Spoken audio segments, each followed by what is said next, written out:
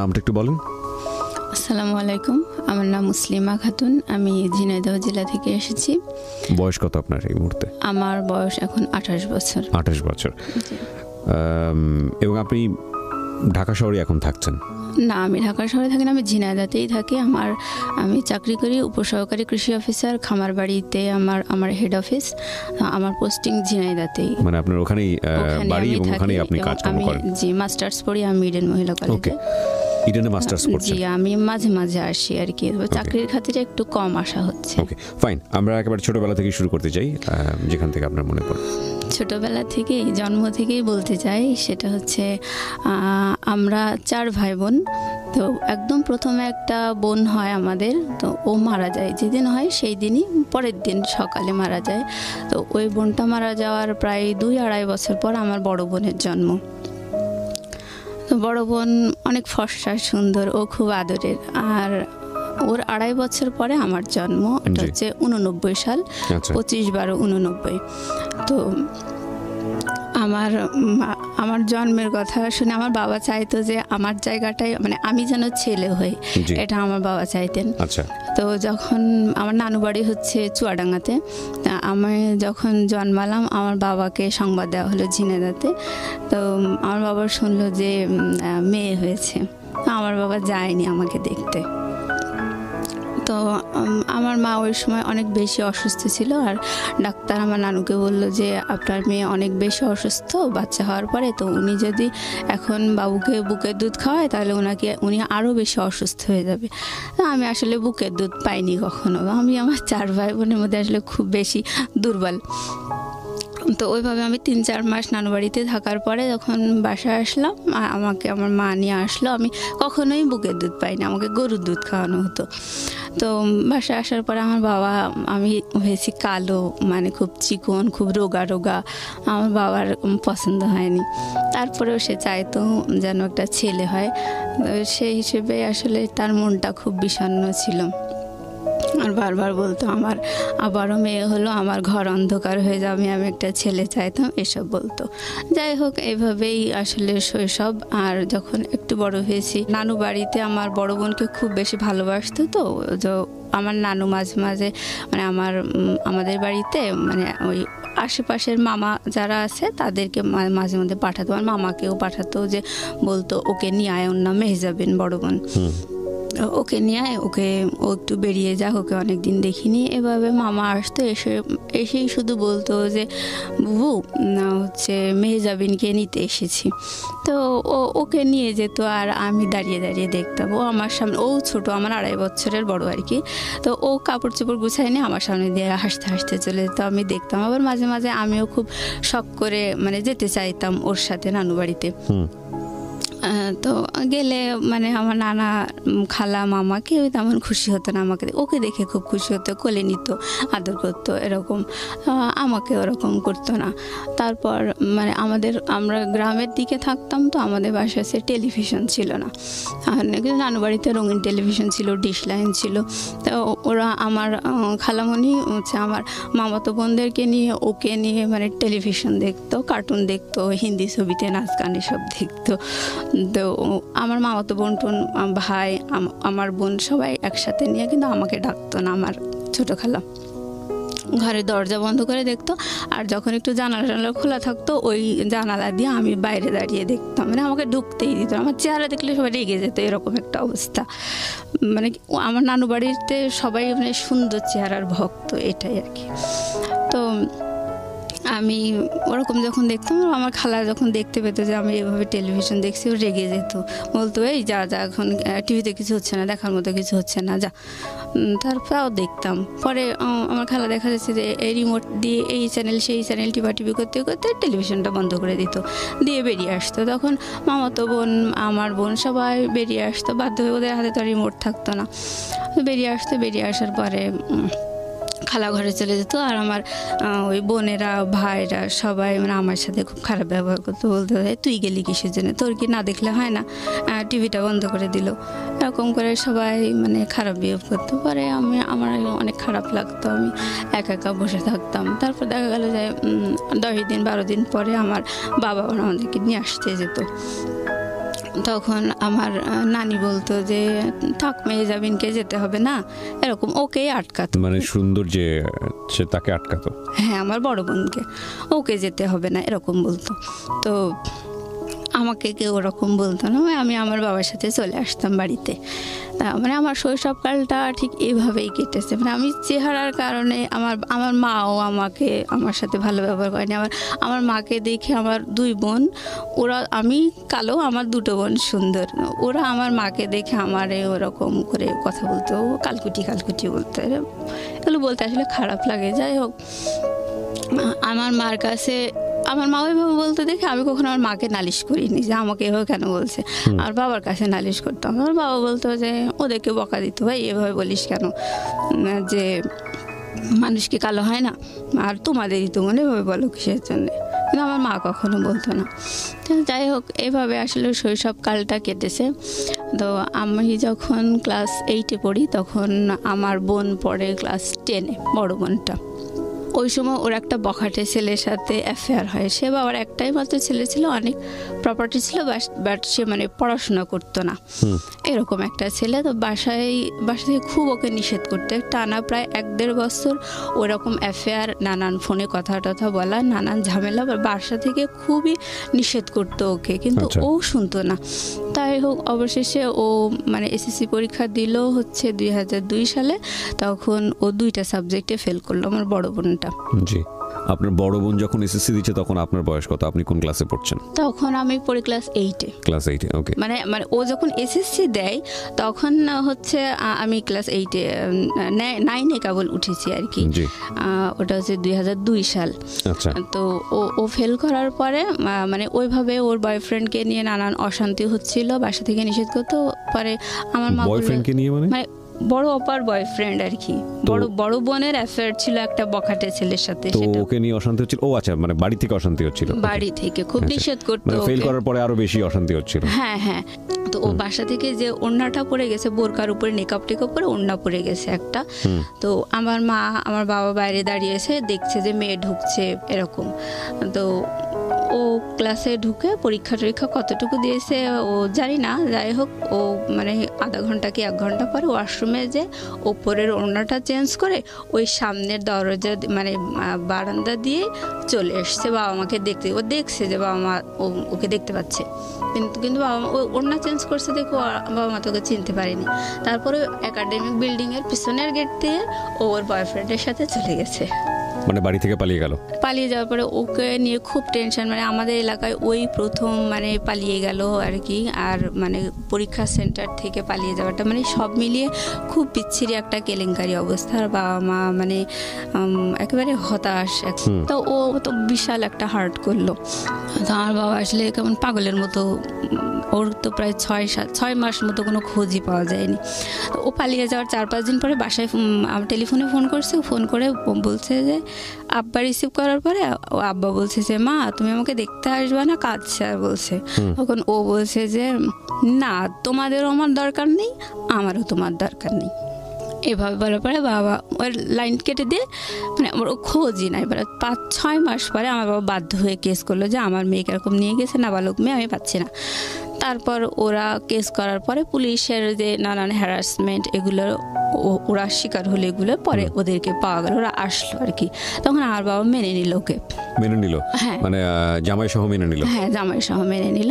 তো যখন ওকে মেনে নিল, ও বাসায় আসলো, তখন ও 4 মাসের প্রেগনেন্ট। তখন ওর বেবি হলো 2004 সালে, আর ওকে ক্লাস 9-এ ভর্তি করে দেওয়া হলো 2005 সালে। ওই টিচারদেরকে বলে যে যাই হোক ভুল টুল করেছে, আপনারা আবার একটু শুরু করার ব্যবস্থা করেন। তো ওকে 9-এ ভর্তি করে দিল। ওর বেবিটা তখন বসতে শিখেছে। আর ওই 2005 সালে আমি এসএসসি ক্যান্ডিডেট। তো আমি ওর বাবুটাকে রাখি, পড়াশোনা করে, আমার তো আর স্কুল নেই। ও যেত স্কুলে আর পড়াশোনা করতো। যাই হোক, এইভাবেই ও এসএসসি পাশ করলো। তারপর এসএসসি পাশ করার পর ওর হাজব্যান্ড বিদেশে গেল, আমার বাবাই খরচা করে বিদেশে পাঠায়। মানে ওদের সাথে আসলে আত্মীয়তা হয় না, কিন্তু তারপরেও মেনে নিয়েছে, কি করা যাবে। এই ফাঁকে 2 বছর ছিল ওর হাজব্যান্ড বিদেশে, ও এই ফাঁকে ইন্টারমিডিয়েটটা পাশ করলো। আচ্ছা। পাশ করার পরে ইডেন মহিলা কলেজে অ্যাডমিশন দিল। ও হচ্ছে ইকোনমিক্সে চান্স পেল। চান্স পাওয়ার পরে ও যখন মানে স্কুলে থাকতে প্রাইভেট পড়তো, তখন ওর সাথে আরও কয়েকটা ওর ফ্রেন্ডও প্রাইভেট পড়তো। আমরা সবাই গার্লস স্কুলে পড়ছি, বাট বয়েজ স্কুলটা পাশেই ছিল। বয়েজ স্কুলের কিছু ফ্রেন্ড ওর সাথে প্রাইভেট পড়তো। ওখানে একটা ছেলে, ওরই ক্লাসমেট, ওকে খুব পছন্দ করতো ওই সময়, যখন ওরা হাজব্যান্ডের সাথে ওর অ্যাফেয়ার ছিল।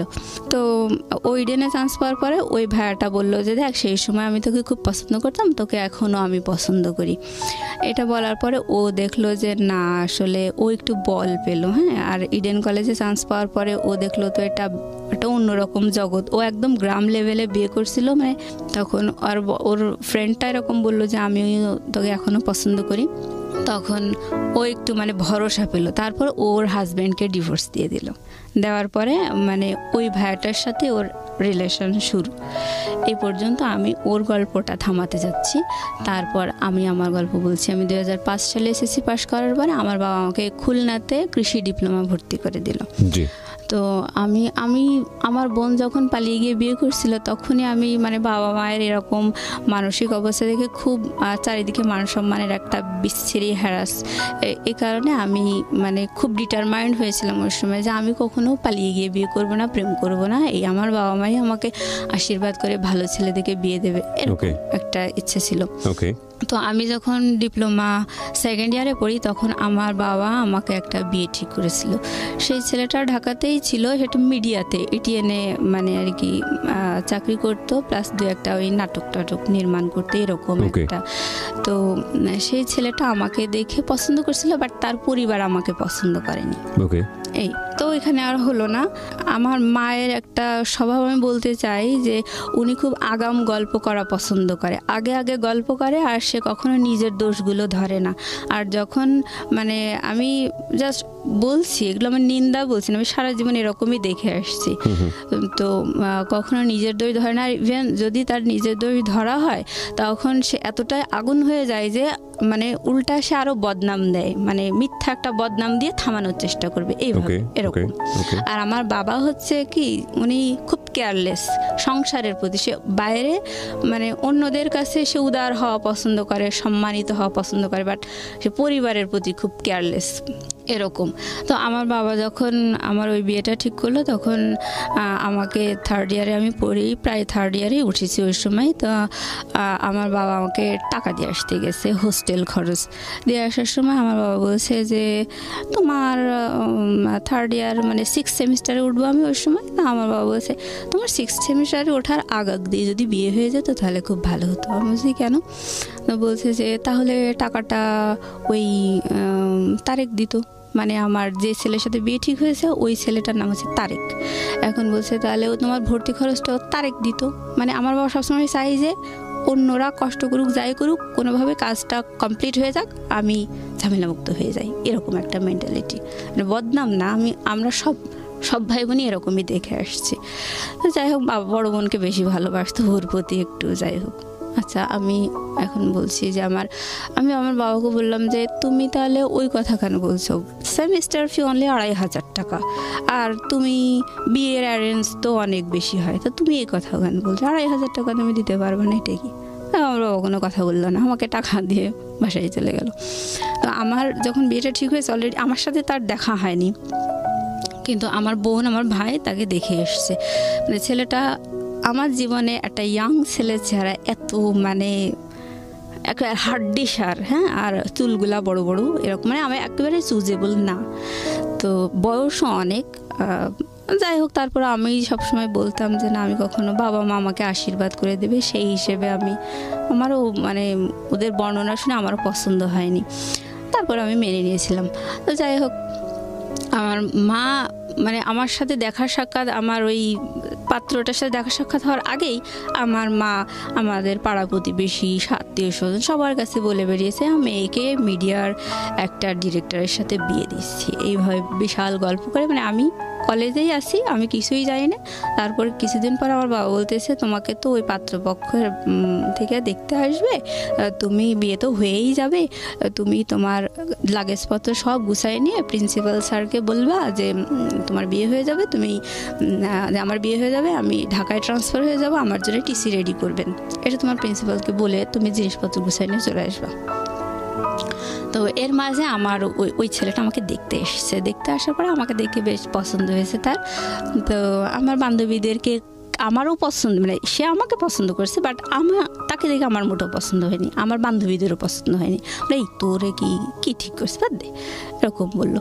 তারপর আমি বলছি না রে, বাবা মা ঠিক করেছে, তা থাক, সব তো আর চেহারার মধ্যে নেই, ভালো মন মানসিকতা থাকতেই পারে। আমি আর কিছু বললাম না। তারপর প্রিন্সিপাল স্যারকে ওইভাবে বলে আমি বাসায় চলে আসছি। তো বাসায় যখন আসছে, আসার পরে আশেপাশে লোকজন বলছে আর কয়দিনই বা 2 দিন বাদে তো শ্বশুর বাড়িতে চলে যাবে, এরকম করে বলতেছে। আমি খুব হতবাক, না আমার সাথে এখন তো কিছুই হয়নি, তাই এত লোকে জানে বিষয়টা, খুব অবাক লেগেছে।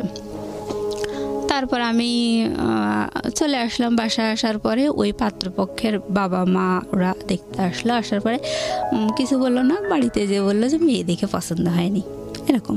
যাই হোক ওই পার্টটা চুকে গেল, বিয়ে যেহেতু হলো না। আমি আবার পরে প্রিন্সিপাল স্যারকে ফোন দিয়ে বললাম যে স্যার এরকম আমি কলেজে আসতে চাচ্ছি।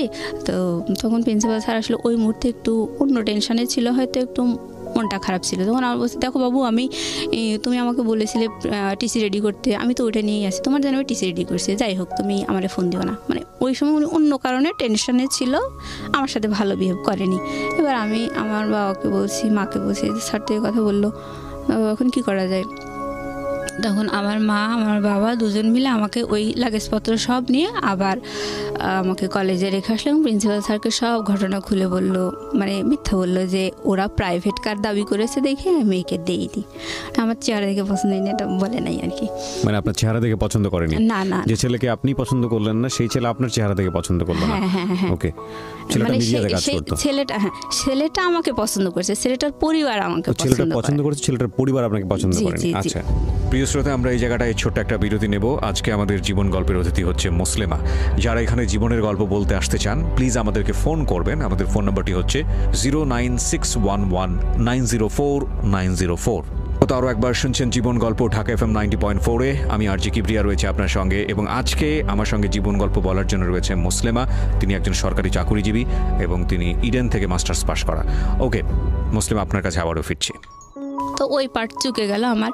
তো আমি ফাইনাল ইয়ারে যখন, তখন আমার বাবা আরও একটা বিয়ে ঠিক করলো। তো ওই ছেলেটা ছিল এসএসসি পাস করে মানে প্রাইভেট পলিটেকনিক থেকে ডিপ্লোমা একটা সেমিস্টার পড়ে বাদ দিয়ে দিয়েছে পড়াশোনা, এরকম একটা ছেলের সাথে। তবে সেই ছেলেটা খুবই সুদর্শন, এই মানে গল্প শোনা আর কি, আমি দেখিনি। তো ওরকম একটা ছেলের সাথে আমার বাবা আমাকে বিয়ে দেওয়ার জন্যে নানু বাড়িতে মতামত দিয়ে দিল, দিয়ে আমাকে নানু বাড়িতে নিয়ে গেল দেখানোর জন্য। পরে ওই ছেলের পরিবারও আমাকে দেখে পছন্দ করেনি। তো যাই হোক ওইটাই শেষ। তারপর আমি ডিপ্লোমা শেষ করে আমি বাসায় চলে এসেছি, চাকরির জন্য পড়াশোনা করতেছি এরকম। এই যে আপনাকে দেখে দেখে পছন্দ করতো না, আপনার ভিতরে ফিলিংটা কি হতো? মানে খারাপ লাগতো না? মানে কনফিডেন্স কমে যেত না? খারাপ লাগতো বলতে কি, মানে আমি সবসময় চাইতাম আমার বাবা আমাকে অবশ্যই একটা ভালো শিক্ষিত একটা চাকরিজীবী ছেলে দেখে বিয়ে দেবে। মানে আমার বড় বোন যেমন একটা বখাটে ছেলের সাথে বিয়ে করেছে, ওরকম মানে বাবা মায়ের রুচিতে সাধারণত এরকমই হয়, ভালো ছেলে দেখেই তো বাবা মা বিয়ে দেয়। তো আমি যখন ডিপ্লোমা পড়তাম তখন কিন্তু আমি আমার ক্লাসমেট প্লাস আমার মানে আমার সিনিয়র যারা বড় ভাইটাই ছিল, মানে ওরকম সব মিলে আমি যদি প্রেম করতাম, আমার চেহারা দেখে আমি 30টারও বেশি প্রেম করতে পারতাম। মানে এরকম এতগুলো আমি প্রপোজাল পেয়েছি। বাট আমার সবসময় মানে ভালো লাগা ছিল সেটা হচ্ছে যে আমি কখনো আমার সম কোয়ালিটির ছেলে বিয়ে করব না, এটা একটা কথা। আর একটা হচ্ছে আমার বাবা মা দেবে এবং আমাকে ভালো শিক্ষিত এবং চাকরিজীবী ছেলে দেখে বিয়ে দেবে, যাতে সমাজে আর 10 জন বলে যে না জামাইটা ভালো হয়েছে, ওই আগের মতো ওরকম 3rd গ্রেডেড হয়নি, এরকম একটা আমার শখ ছিল। তো যাই হোক আমার বাবা মা কিন্তু খুব লো কোয়ালিটির ছেলে দেখেই কিন্তু 2বার আমার বিয়ে ঠিক করেছে। একটা এসএসসি পাস আর একটা হচ্ছে ওই যে প্রডিউসার ছিল, উনি কিন্তু ওনার অনেক এজ ছিল, তো ওনার যে কোয়ালিফিকেশন কি, কখন কত সালে এসএসসি এগুলো সে কিছুই বলতো না, মানে বয়সটা ধরা পড়ে যাবে দেখে। তো যাই হোক ওনারটা জানা যায়নি, এই পার্টগুলো চুকে গেল। তো আমি ডিপ্লোমা শেষ করে বাসায় এসে, মানে ওই সময় যখন পড়তাম আর কি ডিপ্লোমা, তখন ফাইনাল ইয়ারের দিকে এসে আমার বেশ কয়েকটা বান্ধবীর বিয়ে হয়। তো ওরা অ্যারেঞ্জ ম্যারেজ, সব বাবা মাই দিয়েছে ওদের। তো ওদের হাজব্যান্ডরা মানে শিক্ষিত ছিল, সবাই অনার্স মাস্টার্স পাস, ইভেন তারা ভালো প্রাইভেট ফার্মে জব করতো এরকম। তা আমার দেখে ভালোই লাগতো। তা আমি তখন ভাবতাম যে আমার বাবা মায়ের উপর আমি এতটা ডিপেন্ড করি, আর আমার জন্য কোন কোয়ালিটির ছেলে ঠিক করেছে। যদিও তারা আমাকে দেখে পছন্দ করেনি, তা আমাকে দেখে পছন্দ করেনি দেখেই মানে আমি রেহাই পেয়েছি। হ্যাঁ, মানে আমার বাবা মা কখনো আমাকে জিজ্ঞাসা করেনি যে তোমার কেমন ছেলে পছন্দ, বা এই দুটো ঠিক করেছি, এগুলো তোমার ভালো লেগেছে না, এগুলো আমাকে কখনো জিজ্ঞেস করেনি। তো আমার এরকম একটা খুব মনক্ষুণ্ণ ছিলাম আমি, যে কেমন একটা ছেলে দেখলাম, আমার বান্ধবীদেরও তো বিয়ে হলো। তো এরকম নিয়ে আমার খুব মনটা খারাপ ছিল। ওইভাবে আমি বাসায় পড়াশোনা করি, আর আমার স্বভাবটা হচ্ছে আমি কখনো বেশি কথা বলি না, চুপচাপ থাকতে আমার ভালো লাগে। আর আমার ছোট বোনটা কিন্তু অনেক চালাক, ওকে একটা অন্যায় কথা বললে ও দেন অ্যান্ড দেন মানে ওটার একদম মানে রিয়েল অ্যান্সার যা হওয়া উচিত সেটা দিয়ে দেয়। আর আমার বড় বোন কিন্তু একটু বেশিই চালাক, ওকে যদি একটা অন্যায় কথা বলা হয়, ও ওই অন্যায় কথাটা যে ওটা যে আসলে অন্যায় কথা এটা পেটের থেকে বের করার জন্য ও আর একটা পাল্টা অন্যায় কথা বলে দেবে, দেওয়ার পরে ও সত্যিটা যাচাই হয়ে যাবে ওই রকম। আর আমি হচ্ছে অন্যায় কথা শুনে চুপ করে বোকার মতো হা করে থাকি, মানে কোনো প্রতিবাদ করতে পারি না, মানে কি যে অ্যান্সার হবে সেটাই আমার মাথায় ঢোকে না। পরে দেখা যায় যে ওটা নিয়ে আমি 3 দিন 4 দিন ধরে চিন্তা ভাবনা করছি, কেন এটা বললো, এটার অ্যান্সার কি হতে পারে। পরে দেখা যায় যে আর উত্তর দেওয়ারই সময় থাকে না, এরকম স্বভাবের হচ্ছে আমি। যাই হোক, আমি বাসায় মাঝে মাঝে বান্ধবীদের কথা মনে পড়ে, তো আমার বাবা মায়ের এরকম পাত্র ঠিক করা দেখে খুব খারাপ লাগে। তো আমি বাসায় এসে চাকরি বাকরির জন্য পড়াশোনা করছি। আমার বোন কিন্তু ইডেনে চান্স পেয়েছে 2010 সালে, আমিও ডিপ্লোমা শেষ করে আমার রেজাল্ট বেরিয়েছে 2010 সালে। এটা ওরার আমার রেজাল্টের মানে 1 সপ্তাহ তফাৎ আর কি। তো ও ইডেনে চান্স পেয়েছে, ও খুব আনন্দে আছে, আমিও চাকরি মানে আমার ডিপ্লোমাতে আমি ফার্স্ট ক্লাস পেয়েছি, আমিও খুব আনন্দে আছি। কারণ বাবা মায়ের সিদ্ধান্ত হচ্ছে যে আমার মেয়েকে যেহেতু দেখে 2 পাত্র পছন্দ করেনি, আমি চাকরি বাকরির ব্যবস্থা করব, চাকরি দেব, তারপরে মেয়েকে বিয়ে দেবো। তখন মানে এটা আমার বাবা মায়ের সিদ্ধান্ত। আপনাকে চাকরি দিবেন নাকি জামাইকে? না, আমাকে। জামাই তো নাই তখন, তো কোনো জামাই নাই। এরকম হয় না ছেলে বেকার তাকে বিয়ে দিয়ে দিল এবং চাকরি দিয়ে দিল? না, ওরকম না, আমাকে এস্টাবলিশড করবে এরকম, মানে আমাকে দেখে তো পছন্দ করে না, এই জন্য আমাকে এস্টাবলিশ করতে চাইতো। তো আমি সেই আশা নিয়ে পড়াশোনা করছি। তো ওই সময় আমাদের বাসার পাশে একটা ভাইয়া ভাড়া থাকতো, উনি এনজিওতে চাকরি করতো, আর হচ্ছে একটা ন্যাশনাল ইউনিভার্সিটিতে পড়তো, অনার্স কমপ্লিট করে মাস্টার্স সে পড়তো প্লাস চাকরি করতো। আর আশেপাশে মানে সে টিউশনিও করতো, সে আমাদের এলাকার ছেলে না, বাইরের। তো যাই হোক, ওই ভাইয়াটার সাথে আমাদের খুব ভালো, আমাদের পারিবারিক মানে প্রাইভেট পড়াতে তো খুব ট্যালেন্ট ছেলে ছিল। আবার আমার মাই বলেছিল যে আমার মেয়ে এরকম চাকরির পরীক্ষা দেবে, ওর জন্য একটু পড়াশোনার ব্যবস্থা, উনিও আবার বিভিন্ন চাকরি পরীক্ষা দিত। তো বিভিন্ন ছেলেদেরকে ওরকম প্রাইভেট পড়াতেন। তা আমার মাও শুনলো, শোনার পরে ওনাকে বললো যে বাবা আমার মেয়ে তো এরকম ডিপ্লোমা কমপ্লিট করে বাসায় এসছে, ও তো চাকরি পরীক্ষা দেবে, তুমি যদি বাবা একটু পড়াই দিতে তাহলে একটু ভালো হতো। চাকরির পরীক্ষায় কী আসবে কি না আসবে ও তো কিছু জানে না। বলে আচ্ছা ঠিক আছে আন্টি। তারপর ও আমাদের বাসায় আসতো, ভাইয়াটা, ওনার নাম হচ্ছে টুটুল। তো বাসায় এসে আমাকে পড়ানোর পরে মানে আমি উনি বেশ মাস 2 পড়ানোর পরে আমি প্রথম ধান গবেষণা ইনস্টিটিউটে চাকরির পরীক্ষা দিই। দেওয়ার পরে আমি চাকরি পরীক্ষায় প্রথম পরীক্ষাতে আমি টিকছি। আর আমি প্রথম চাকরি পরীক্ষা দিই ওর পড়ানোর মাধ্যমে আর কি। হ্যাঁ, আমার বয়ফ্রেন্ড নাম ছিল টুটুল, ওনার নাম। তো ও আমাকে পড়াতো। আমি যখনই চাকরি পরীক্ষায় টিকেছি, মেরিট লিস্টে যখন আমার নামটা এসেছে, আমি সাথে সাথে ফোন করে দিছি যে বাবা আমি টিকেছি। তখন আমার আব্বা এত খুশি, আমার বয়ফ্রেন্ডকেও বলে দিয়েছে যে বাবা ও না টিকেছে, কিন্তু ও যে আমার বয়ফ্রেন্ড এটা আমার বাসা থেকে কেউ জানতো না। কত সালে টিকলেন আপনি? 2010 সালে। 2010 সালে। তো আমার বাবা ওকে মানে একদম বাড়ির ছেলের মতো ভালোবাসতে লাগলো আর কি। কোনো সমস্যা হলে বা ছেলে মেয়েকে কি পড়াবে বা এরকম সব ধরনের মানে পারিবারিক সিদ্ধান্তে ওকে বড় ছেলের মতো করেই ভালোবাসতো, ওর কাছ থেকে সিদ্ধান্ত নিত, আলাপ করতে এরকম। তো যাই হোক, এবার ওর সাথে আমার তো অ্যাফেয়ার, আমি বিষয়টা গোপন রাখছিলাম। পরে বাসায় যখন দেখলাম যে ওকে তো বেশ ভালোবাসছে, আর আমার বাবাও হঠাৎ আমার মায়ের সাথে মানে এই কথায় কথায় আলাপ করতে লাগলো যে আচ্ছা টুটুলের সাথে যদি মুসলিমাকে বিয়ে দিই তাহলে কেমন হয়। না, আমার মা তো নানু বাড়ির ওই স্বভাবে বড় হয়েছে, আসলে উনিও মানে চেহারার ভক্ত আর কি। আমার বয়ফ্রেন্ডের চেহারা আমার মা পছন্দ করতো না, ও কালো ছিল তো পছন্দ করতো না। আমার মা একটু আমতা আমতা করে ওর মানে খুব একটা মত দেয়নি, তা এভাবেই আর কি চলছিল। তো আমি আমার ছোট বোনকে যখন বললাম, পরে আমার ছোট বোন বলছে যে ভালোই তো, ভাইয়াটা তো অনেক, চেহারায় তো আর সব না, সে তো যথেষ্ট মেধাবী, আর তার স্বপ্ন ছিল বিসিএস পরীক্ষা দেবে, বিসিএস ক্যাডার হবে। তো আমার বড় বোনেরও স্বপ্ন, টিচাররা স্বপ্ন দেখাইছে বিসিএসে তোমাকে হেল্প করা হবে। তো ও বিসিএস এর জন্য পড়তো, প্লাস আমার বোনকেও বিসিএস এর জন্য পড়াতো। তো আমি ওই সময় ওকে বলছি যে দেখো মা, আমি হচ্ছে যখন ওর কাছে আমি একা থেকে পড়তাম তখন আমি ওকে তুমি করে বলতাম, আর যখন আমার বোন আসতো পড়তে তখন আপনি করে কথা বলতাম। যাই হোক, এবার ওকে আমি একা পেয়ে বলতেছি যে দেখো আমার না অনার্স পড়ার খুব শখ, বড় আপি হচ্ছে অনার্সে চান্স পেয়েছে, ও তো একদম ঝরেই গিয়েছিল, তারপরে ওকে কত ভালো জায়গায় উঠায় নিয়ে আসছে। আমারও ইংলিশে অনার্স পড়ার খুব শখ, আমার ডিপ্লোমা পড়ার মোটেও শখ ছিল না। বলছে আচ্ছা ঠিক আছে, এটা তো ইন্টারমিডিয়েটের সমমান, তুমি তো অ্যাডমিশন দিতে পারবা, না আমি অ্যাডমিশনের বই টইগুলো নিয়ে এসে তোমাকে পড়াবো। তাই বলে ও আমাকে পড়াতে লাগলো। আর বিএল কলেজে ও খোঁজ নিল যে আমি অ্যাডমিশন দিতে পারবো কিনা। তখন ওখান থেকে বলে দিল যে না, সেশন ওভার হয়ে গেছে, 1 ইয়ার ওভার হয়ে গেছে। এটা যদি 2009 সাল হতো তাহলে ও অ্যাডমিশনের জন্য ফর্ম তুলতে পারতো। তো আমার হলো না, ওখানেই ব্রেক হয়ে গেল। তো আমি খুব কষ্ট পেলাম। আর আমি যখন অনার্সের জন্য পড়তাম তখন আমার বড় বোন বলতো অনার্সের জন্য তোর পড়ার কি দরকার, তুই চাকরি বাকরির জন্য ট্রাই কর, চাকরি করার মতো যোগ্যতা তো তোর হয়েছে, তোর এসব মানে ও জেলাস ছিল এক কথায়, চাইতো না যে আমি আর একটু উপরে উঠি। তো ওরকম করে ও নিষেধ করতো, আমি ওগুলো কানে তুলতাম না। তারপর ওটা হলো না দেখে আমার বেশ একটু মন খারাপ হয়ে গেল। এর মধ্যে আমার ওইভাবে আর কি আমাদের ঘটনাগুলো চলতে লাগলো। আর এর মধ্যে হঠাৎ আমার ছোট বোন, ও এসএসসি পাশ করে আসলে 2006 সালে ওর ডিপ্লোমা ভর্তি করে দিয়েছিল বাবা, যে ঢাকাতে মহিলা পলিটেকনিকে সিভিলে। ওর ডিপ্লোমা মানে ওরও প্রায় শেষের দিকে। ওই সময় ওর একটা বয়ফ্রেন্ড ছিল, ছেলেটার বাসা হচ্ছে বরিশালে। তো বরিশালের মানুষকে আমাদের এলাকায় খুব ডেঞ্জারাস মনে করে, তো ওকে সাপোর্ট করতো না। তো ও আবার ওর ওই বয়ফ্রেন্ডের সাথে একটু বেড়াতে গিয়েছিল কোথায় জানি, যাই হোক।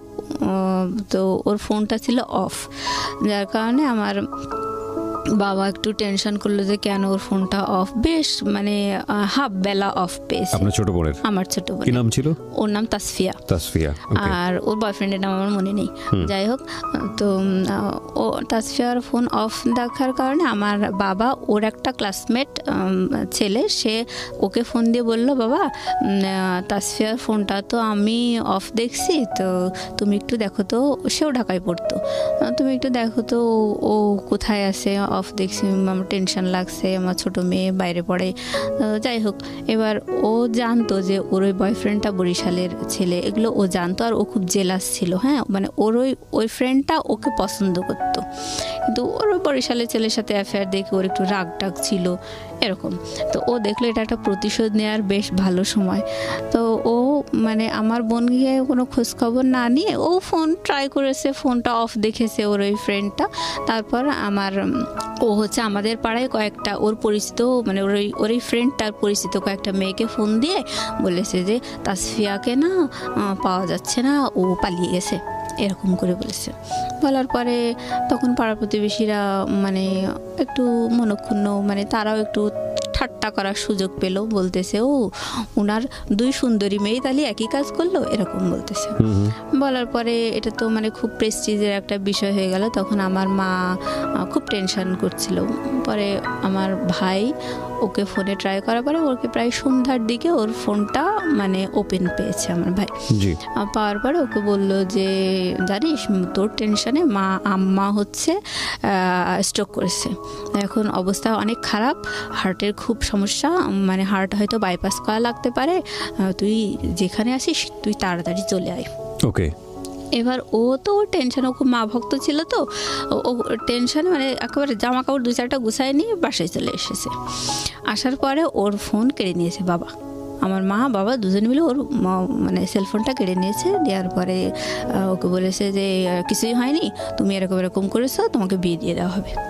ওকে। বড় মেয়ে একবার এরকম করলো, তুমি এরকম হ্যারাস করতেছো, আমাদেরকে প্রেস্টিজ নেই, আমাদেরকে সমাজে বাস করতে হবে না, তোমাকে বিয়ে দিয়ে দেবো।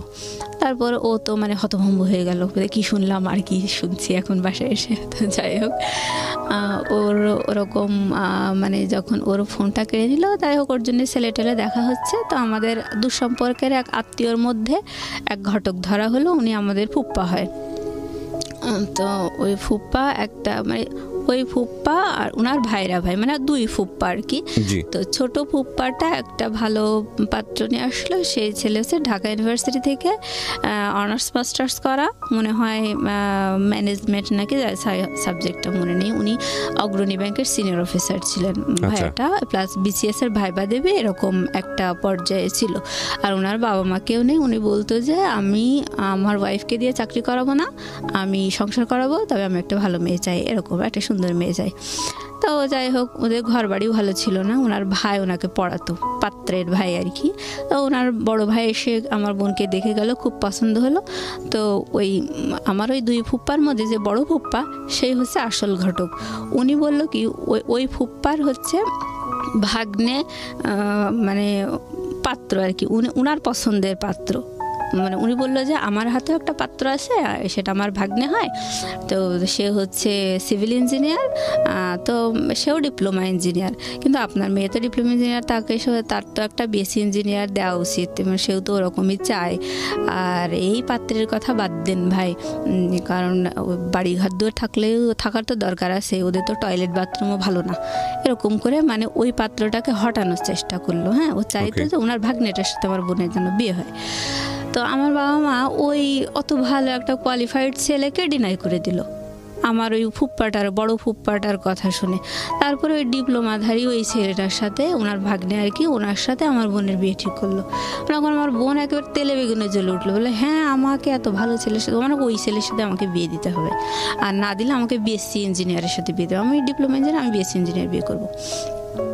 তখন আর ও বারবার আমার মাকে রিকোয়েস্ট করতো, না বিয়ে দিয়েন না, আমি যাই হোক এসব আর কিছু করবো না, আমার খুব শখ, আমি চাকরি বাকরি করবো, এরকম বলার পরে আমার মা ওকে বকাঝকা দিয়ে, হ্যাঁ তুই আমার প্রেস্টিজের উপর উঠেছিস, তোকে বিয়ে দিয়ে দেবো, তোকে বিশ্বাস করা যায় না, এভাবে বললো।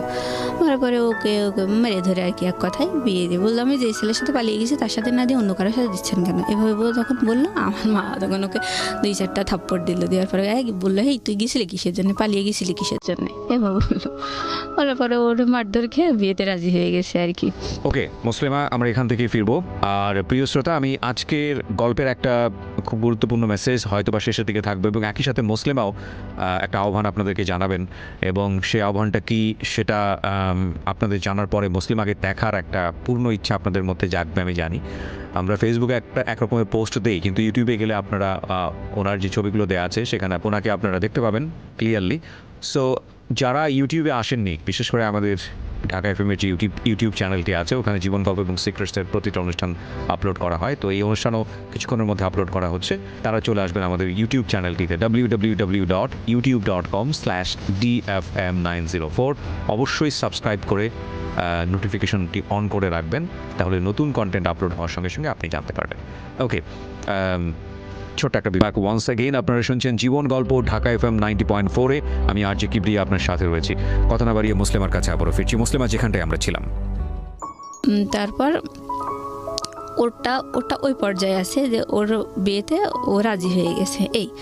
এইবার আমার বড় বোন, ওরটা তো বললাম যে ও বাবা মায়ের মান সম্মান হানি করছে, তারপরেও ওকে এভাবে নিয়ে আসা হয়েছে, ওকে এস্টাবলিশ করার চেষ্টা করা হয়েছে। আমার ওই বড় বোন আমার বাবা মাকে বুদ্ধি দিল যে দেখো, মুসলিমার চেহারা তো এর আগে 2 পাত্র দেখে কেউ পছন্দ করেনি, তা এখন যদি তাসফিয়ার বিয়ে দিয়ে দাও তাহলে ওকে বিয়ে দেওয়া কিন্তু অনেক টাফ হয়ে যাবে, কারণ ওরে দেখে তো কেউ পছন্দ করে না। তখন সবাই ভাববে যে এর কোনো সমস্যা আছে, ছোট বোন সুন্দরী, ছোট বোনটার বিয়ে হয়ে গেছে, এর মধ্যে কোনো ঝামেলা আছে, তখন বিয়ে দিতে পারবা না। ওকে, এটা আমার বাবা মাকে বুদ্ধি দিয়ে ওয়াশ করলো, মাথা ওয়াশ করলো। তো আমার ঘটক যখন আমার ছোট বোনের বিয়ের ব্যাপারে কথাবার্তা হচ্ছিল, তখনও আমার বাবা কিন্তু বলেছে যে আমার মেজো মেয়েটা হচ্ছে ওকে চাকরি করাবো, ওর জন্য একটু জমিও রেখে দিয়েছি, ওই সরকারি চাকরি পরীক্ষাও একবার টিকেছে, আমরা জানি ও টিকবে, আমাদের আশা আছে, বিশ্বাস আছে। তো ওর ওই জমিটা বিক্রি করে ওর চাকরি ঘুরিয়ে দিয়ে ওরে চাকরি দিয়ে তারপরে বিয়ে দেবো, এই মেয়েটাকে আমরা বিয়ে দেবো না। আর ঘটকও আমার চেহারা দেখে বললো যে হ্যাঁ, এই মেয়েটা চাকরি দিয়ে বিয়ে দেওয়াই ভালো, এভাবে বললো। তা যাই হোক, এবার আমার বড় বোন, আমার ঘটক বললো যে আমার হাতে কিন্তু আরও একটা পাত্র আছে, কিন্তু এই মেয়েটা চাকরি দিয়ে বিয়ে দেওয়াই ভালো, তবে পাত্রর পক্ষটা ওরা কিছু নেবে না, আর ওর বাবা হলো হাজি, খুব ভালো মানুষ, আর ছেলেটা দেশের বাইরে থাকে, প্রায় 10-12 লাখ টাকার গহনা এনেছে, তারা খুবই বউয়ের ভক্ত, তাদের বাড়ির বউরা খুব সুখী। এটা আপনার কথা বলছে? আমার কথা বলছে, মানে ঘটক এভাবে একটা পাত্রের ব্যাপারে আমার বাবা মায়ের কাছে বলছে। আজকের এই গল্পটা, প্রিয় শ্রোতা, একটা বিষয় আপনাদেরকে একটু ইন্টারাপ্ট করছি। আজকের এই গল্পটা একটা মেয়ে পাত্রস্থ হতে গিয়ে কি পরিমাণ পারিবারিক চাপের মধ্যে থাকতে হয় মেয়েটাকে নিজে এবং পরিবারকে আমাদের দেশে, সেটার একটা গল্প আপনারা বলতে পারেন, এবং সেটার পরিণতিও বা কি দাঁড়ায় সেটাও দেখার একটু বাকি আছে। আমি ইন্টারাপ্ট করছি না, আর হ্যাঁ বলুন তারপর। হ্যাঁ, তারপর হচ্ছে আমার বোন ওইভাবে বোঝানোর পরে আমার মা বাবা মানে রাজি হয়ে গেল যে হ্যাঁ আসলেই তো তাই। তবে আমি সবচেয়ে বেশি অবাক হয়েছি যে আমার বড় বোন কি না করলো, আর আমি তো ওরকম কিছুই না, তাহলে আমাকে এভাবে বিয়ে দেবে, মানে আমার মাথায় কিছুই আসছিল না। আমার ছোটো বোনকে যখন দেখে গেছে তখনও কিন্তু আমার বিয়ে নিয়ে কোনো কথা হয়নি। আমি তখনও মানে খুশি ছিলাম যে আমার তো চাকরি দিয়েই বিয়ে দেবে, এরকম একটা, তো আমি অনেক খুশি ছিলাম। আমার বড় বোন যখন ওরকম করে বলার পর আমার বাবা মা রাজি হয়ে গেল। তো আমি বলছি না, তোমরা তো আমাকে চাকরি করাবা তারপরে বিয়ে দেবা, এখন এসব কী ধরনের কথাবার্তা। তা আমি বলছি এমনি তো আমার দেখে কেউ পছন্দ করে না, এসব বাদ দাও। তখন আমার মা বলছে পছন্দ করে না দেখে কি কেউ পছন্দ করবে না, কখনোই পছন্দ করবে, এটা কোনো কথা হলো? আর থাক বাবা, আমি তোমারে দোয়া করে দেবো, এরকম করে আমার মাথায় হাত দিয়ে বলতেছে আমার মা। তো আমি বলছি না, দরকার নেই, ও দোয়া করার দরকার নেই। আমার মানে খুব রাগ হয়ে গেছে, আর আমার হচ্ছে বয়ফ্রেন্ড ছিল, তো মানে ওর প্রতি আমি একটু ইন্টারেস্টেড ছিলাম, এই আর কি, মানে ওইটার কারণে আমি চাইতাম যেন বিয়েটা না হয়। আর এই আমার জন্য যে ছেলেটা ঠিক করেছিল সেই ছেলে ইন্টারমিডিয়েট পাস, আর দেশের বাইরে থাকতো, থাইল্যান্ডে। তো ওইখানে ওই শ্রমিক ভিসায় যাওয়া আর কি, হাতুড়ি পিটানো, এই কোয়ালিটির একটা ছেলে, টাকা পয়সা আছে। তা আমার তো সবসময় আমার চাওয়াই ছিল শিক্ষিত চাকরিজীবী একটা ছেলে এরকম, আর আমিও চাকরি করব, এই ধরনের একটা ভালো লাগা, মানে একটা আমার বাবা মায় তোমার সেই আশাটা দিয়েছে, সেই হিসেবে আমি মানে নিজেকে তৈরি করে রেখেছিলাম। তো আমার যখন বাবা মায়ের ওই কথাগুলো শুনে আমার অনেক কষ্ট লাগলো, আর আমি প্রতিবাদ করতে লাগলাম যে না, আমি কখনো এই বিয়ে করবো না। করার পর আমার বয়ফ্রেন্ডকে আমি বললাম দেখো, আমার না এরকম করে বিয়ে ঠিক করেছে, আমারও বিয়ে ঠিক করেছে। তখন ও খুব অবাক হলো, বলছে তাই? তা ঠিক আছে, তাহলে তো তোমাদের বাসায় আর আসা যাবে না, যা হয় গোপনে তুমি আমারে বলো, হ্যাঁ আমি তোমারে সাজেশন দেবো। তাই বলে ও আর আমাদের বাসায় আসতো না। তো আমি ওকে আমার ছোট বোনের মোবাইলটা কেড়ে নেওয়ার পরই আমার যখন বিয়ের নিয়ে কথা বলছে, সেই সময় আমি যে আপত্তি করছি তখন আমার মোবাইলটাও কেড়ে নিয়েছে আমার মা। তো আমি বলছি ও মা, আমার মোবাইল কেড়ে নিয়ে যাচ্ছ কিসের জন্যে? তো আমার মা কোনো কথা বললো না বলার পরে আমার হচ্ছে ওই মানে ক্যামেরা ফোন ছিল আর কি। তো ওইখানে আমি বলছি ঠিক আছে তাহলে সিমগুলো খুলে নাও, আর ওখানে তো মেমোরি আছে, আমি না বসে গান টান শুনবো, আমার এই ফোনটা দাও। তো সিমগুলো খুলে নিয়ে আমাকে মেমোরি সহ ফোনটা দিল। আর আমি আমার বয়ফ্রেন্ডকে বলছিলাম জানো এইভাবে না সব নিয়ে নিয়েছে। তখন ও তাড়াতাড়ি করে ওর মানি ব্যাগের ভিতর থেকে একটা ওই টেলিটক সিম বের করে আমারে দিয়েছে, দিয়ে বলছে যে যা হয় গোপনে আমারে জানাবা। তা আমি ওইভাবে মানে বাসায় গিয়ে কী হচ্ছে আমি ওকে জানাচ্ছি। জানানোর পরে ও বলছে যে ওই পাত্র যে ছেলের সাথে তোমার বিয়ে ঠিক করেছে ওই বিদেশের ওই ছেলের নাম্বারটা আমাকে দাও। এবার আমি দিলাম, দেওয়ার পরে ও ওই ছেলেকে বারবার ফোন করতো। ফোন করার পরে এখানে তো আমি তো স্বীকার করতে পারছি না যে আমার বয়ফ্রেন্ড আছে, ছেলে পক্ষকে তো বলতে পারছি না। তা আমি মানে খুব আমার আসলে একটা অস্বস্তিকর অবস্থার মধ্যে আমি আছি। মানে আমার বয়ফ্রেন্ডও আমাকে ভুল বুঝতেছে, বলছে ও অনেক টাকার গন্ধ শুনেছে, অনেক টাকার গল্প পেয়ে তুমিও দেখি আমার সাথে অভিনয় করা শুরু করছো, মানে ও আমাকে ভুল বুঝতেছে। হ্যাঁ, বলছি দেখো আমি তোমাকে ভুল যদি বুঝি বা তোমার প্রতি যদি আমার ভালো লাগা না থাকে তাহলে তো তোমাকে আমি বলতাম না যে আমারও বিয়ে ঠিক হয়েছে, তুমি এরকম করতেছো কিসের জন্য। মানে ও আমার বয়ফ্রেন্ডও খুব একটা পরিষ্কার মনের ছেলে ছিল না, আস্তে আস্তে গল্পের মাঝে বোঝা যাবে। তো যাই হোক আমি ওকে যখন বললাম ও বলছে যে আমি যা যা তোমাকে ডিরেকশন দেবো তুমি ঠিক তাই তাই করবা। এবার ও বলতো যে এবার আমাকে আমার ওই মানে এই পাত্রপক্ষ দেখতে আসছে, ছেলের বাবা আমাকে দেখতে আসছে, দেখতে আসার পর আমাকে দেখে খুব পছন্দ হয়েছে। পছন্দ হওয়ার পরে এবার মানে ছেলেটা বলছে যে আমার বাবার যেহেতু পছন্দ হয়েছে সুতরাং আমি মেনে নেব, আমার বাবার পছন্দ আমার পছন্দ। এই বলার পরে মানে তখন আমার মা বাবা মানে আহামরি খুশি যে আমাকে দেখে এই প্রথম একটা পাত্র পছন্দ করলো। কিন্তু পাত্রটার কোয়ালিটিটা কি, আমার কথা হচ্ছে ওইটাই যে আমি সবসময় বলতাম যে আমার জন্য অন্তত একটা ভালো কোয়ালিটির ছেলে ঠিক করো, তারপরে সে যদি আমাকে দেখে পছন্দ না করে তখন না হয় আমি নিচের দিকে তাকাবো। কিন্তু এখন তোমরা তো শুরুতেই একেবারে রুট লেভেলের দিকে তাই এসএসসি পাস ইন্টারমিডিয়েট পাস ওই বিদেশে যে হাতুড়ি পিটানো এসব কি। তো আমার মা আসলে আমার চেহারা নিয়ে তখনও মানে খুব নেগলেক্ট করে কথা বলতে লাগলো, ভাই বোন সবাই, আমি বিয়েতে মোটেই রাজি না। তো আমাকে যখন আমার মানে পাত্রের বাবা দেখে পছন্দ করলো, আমি আমার বয়ফ্রেন্ডকে বললাম দেখো আমাকে দেখে না পছন্দ করেছে। এখন তো মানে আমার কি ভালো লাগে কি না লাগে এটা তো আমার বাড়ি থেকে কেউ শুনতে চাচ্ছে না, মানে ওরা মনে করছে এটা পরম সৌভাগ্য। আর মানে এতগুলো চেষ্টার পরে যদি এরকম একটা সম্বন্ধ হয়ে যায় শেষ পর্যন্ত সেটা আসলে সৌভাগ্যই ফ্যামিলির জন্য। হ্যাঁ কিন্তু মানে আমার ফ্যামিলি কখনোই কিন্তু আমার চাওয়া পাওয়াগুলো শোনেইনি, মানে মূল্যায়নই করেনি। আমরা সেটা বুঝতেই পারছি, ধারাবাহিকভাবে যাই একটু সামনের দিকে। তারপর তো এইটাও তো বয়ফ্রেন্ডকে বললেন, টুটুলকে বললেন। হ্যাঁ, টুটুলকে বলার পরে ও বলতেছে যে ঠিক আছে যা যা হয় তুমি আমারে জানাও। এবার হচ্ছে আমি বলছি যে ঠিক আছে আচ্ছা আমি তোমারে জানানোর চেষ্টা করব বলে আমি আমাদের বাসা থেকে মানে একটা বাড়ি থেকে দুধ নিয়ে আসতো। হ্যাঁ, তো আমি যাইতাম ওই দুধ নিয়ে আসার জন্য, মানে রেগুলার নিত আর কি। তো ওই ফাঁকে আমি একটা গোপন জায়গায় মানে একটু ঝোপঝাড় দেখে এরকম দেখে দাঁড়ায় ওর যে সিমটা আমাকে দিয়ে গেছিলো ওই সিমটা ওপেন করে একটু কথা বলতাম যে বাড়িতে এই সমস্যা হচ্ছে, তুমি কিন্তু ভুলেও ওই ছেলেকে ফোন করবা না, মানে ওটা আমার উপরেই চাপ আসতেছে, তো তুমি যেন ভুলেও ফোন দিও না। কিন্তু ও বারবার ফোন দেয় আর বলে যে মেয়ের সাথে আপনার বিয়ে ঠিক হয়েছে, ওই মেয়ের কাছ থেকে সরে যান, এই সে এরকম বলার পরে ওই ছেলেটা আবার আমার মানে ঘটককে জানায় দেয়, ঘটক আবার আমাদেরকে বলে দেয় এরকম ডিস্টার্ব হচ্ছে, কে সেই ছেলেটা। তখন আমার বাবা মা বলে যে না আসলে এই 10টা শত্রুর মধ্যে বসবাস করি, এরকম হয়তো কেউ শত্রুতা করছে। এই তো ছেলেটা কে ছিল? ছেলেটা মানে যে ইনফর্ম করতো আপনার সম্পর্কে ওটা আমার বয়ফ্রেন্ড আর কি, মানে টুটুলি তো ছিল। হ্যাঁ টুটুলি ছিল, এটা করে যাতে করে ভাঙা যায় আর কি বিয়েটা। কিন্তু ওরকম করে বলার পরে আমি বারবার বলছি যে দেখো আমার কিন্তু এঙ্গেজমেন্ট করাতে যাচ্ছে, ছেলেটা দেশের বাইরে আছে, সে 6-7 মাস পরে দেশে আসবে, তারপর বিয়ে হবে, আমার তো এঙ্গেজমেন্ট করাতে যাচ্ছে, তুমি এত ব্যস্ত হচ্ছে কিসের জন্য? আচ্ছা, তা ওর মাথায় কাজ করে না। যাই হোক ছেলের বাবা দেখে পছন্দ করে মানে আমার বিয়ের জন্য কথাবার্তা চলছে, তখন আমার ভেতরে মানে আগুন ধরে গেছে যে আমার তো তাহলে আমার পছন্দগুলো তো কেউ মূল্যায়ন করবেই না, জিজ্ঞেসই করে না। হ্যাঁ।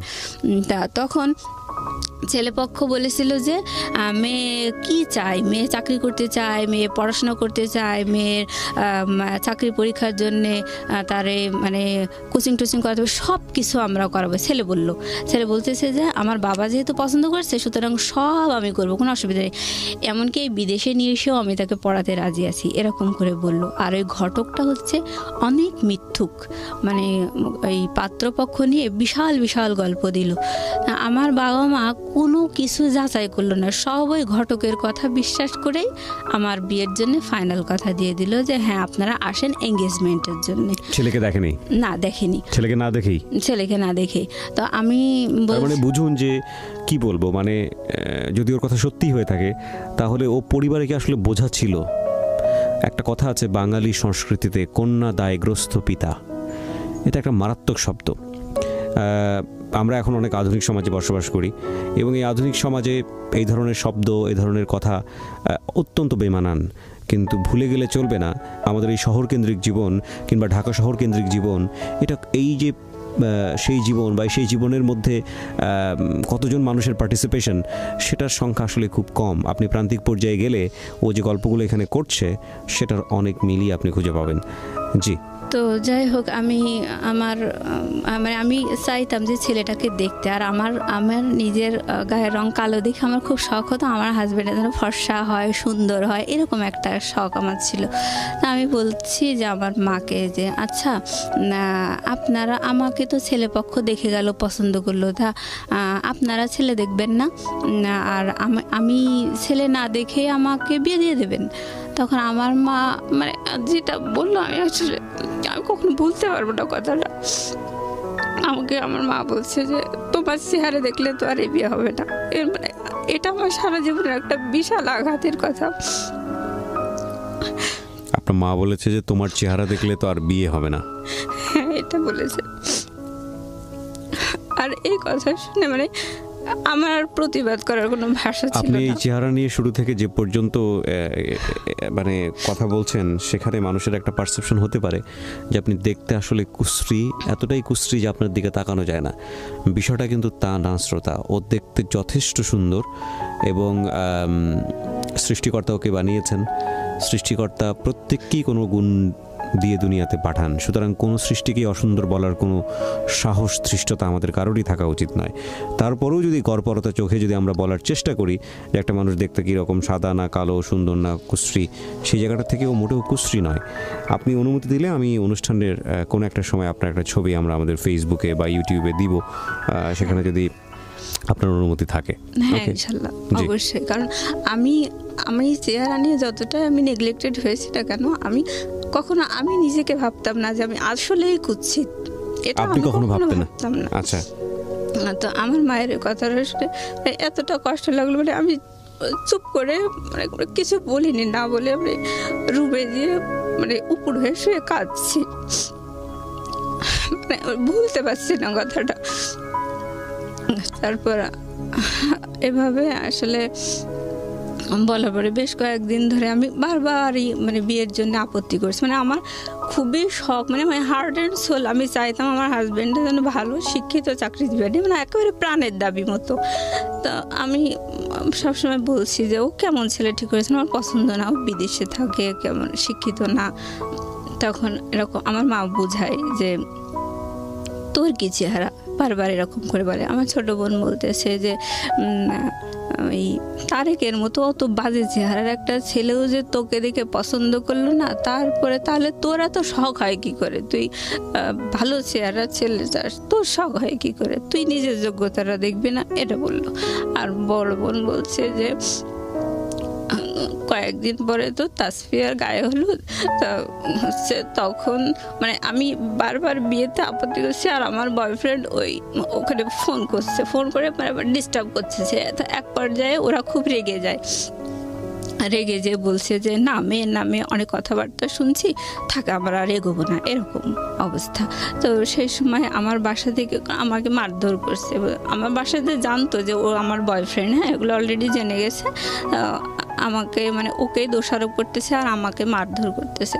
আর আমি ওকে বারবার বলছি তুমি যেন ভুলে ওকে ওখানে ফোন দিও না, বারবার আমার বাসায় প্রেশার আসতেছে। আর আমি তো বলছি যে আমার বিয়েটা হবে না, আমার তো এঙ্গেজমেন্ট করাবে, তাহলে তুমি এত বাড়াবাড়ি করতেছো কিসের? টুটুলকে বলছেন। তারপরে ও কথা শুনে না। তারপর আমি এরকম বলার পরে বাসা থেকে ওই আপত্তি করছি, বারবার আমি বলছি যে না আমারে তো চাকরি করাবে, তা আমার যেটা জমি রেখে দিয়েছে, তাহলে আমি চাকরি করব তারপর বিয়ে হবে। মানে আমার এক্সপেকটেশনের কোনো মূল্য নেই। আমার ভাই বলছে হ্যাঁ না তোকে চাকরি দেওয়া হবে না, তোকে বিয়েই দেওয়া হবে। আর বাবা বলতেছে তোকে তো চাকরি দেব না, তোর জন্য জমি রাখছি, না তোর জমি বিক্রি করে তোর চাকরি দেব না, তুই ওই হাজির বাড়িতে বউ হয়ে যাবি, ওখানে রান্না বান্না করবি, খাবি দাবি, তো তুই তোর চিন্তা বাদ, তুই ওইখানেই যাবি, তোর বিয়ে দিয়ে দেওয়া হবে। এক কথায় মানে খুব মানে ঝেড়ে ফেলে দেওয়ার মতো একটা আচরণ এরকম করে বলল। তো পাত্রপক্ষ বললো যে মেয়ের নামে এইসব উল্টোপাল্টা শুনছি, যাক বাদ দেন না, আমি এইসবের মধ্যে আর নেই। তারপরে এসবের মধ্যে নেই মানে বয়ফ্রেন্ড বারবার ওকে ফোন টোন করতেছে, ঝামেলা করতেছে। তখন মনে করছে যে আমার বোধহয় আসলেই বয়ফ্রেন্ড আছে। ও যখন ফোন করতো আমার বয়ফ্রেন্ড, তখন ওই সাথে সাথে মানে রিপ্লাই আসতো ওই থাইল্যান্ড থেকে যে এই আমার এরকম নাম্বার থেকে ফোন করছে, এই বলেছে, বারবার ওই মেয়েকে বিয়ে করতে নিষেধ করে, কি সমস্যা, আমি এসবের মধ্যে এখন আর নেই, এরকম করে বলতো। তারপরে ঘটক শুধু বারবার অনুরোধ করতো, বলতো যে ওরা নানান শত্রুর মধ্যে বসবাস করে, এরকম হয়তো কেউ ডিস্টার্ব করতে পারে, ওর বড় বোনের এরকম উঠায় নিয়ে গেছে, এরকম করে বললো। বলছে বাবা তুমি টেনশন করো না, এরকম করে বলছে। কিন্তু আমার বাড়ি থেকে সবাই বুঝতে পারছে যে টুটুল এরকম ঝামেলা করতেছে। তো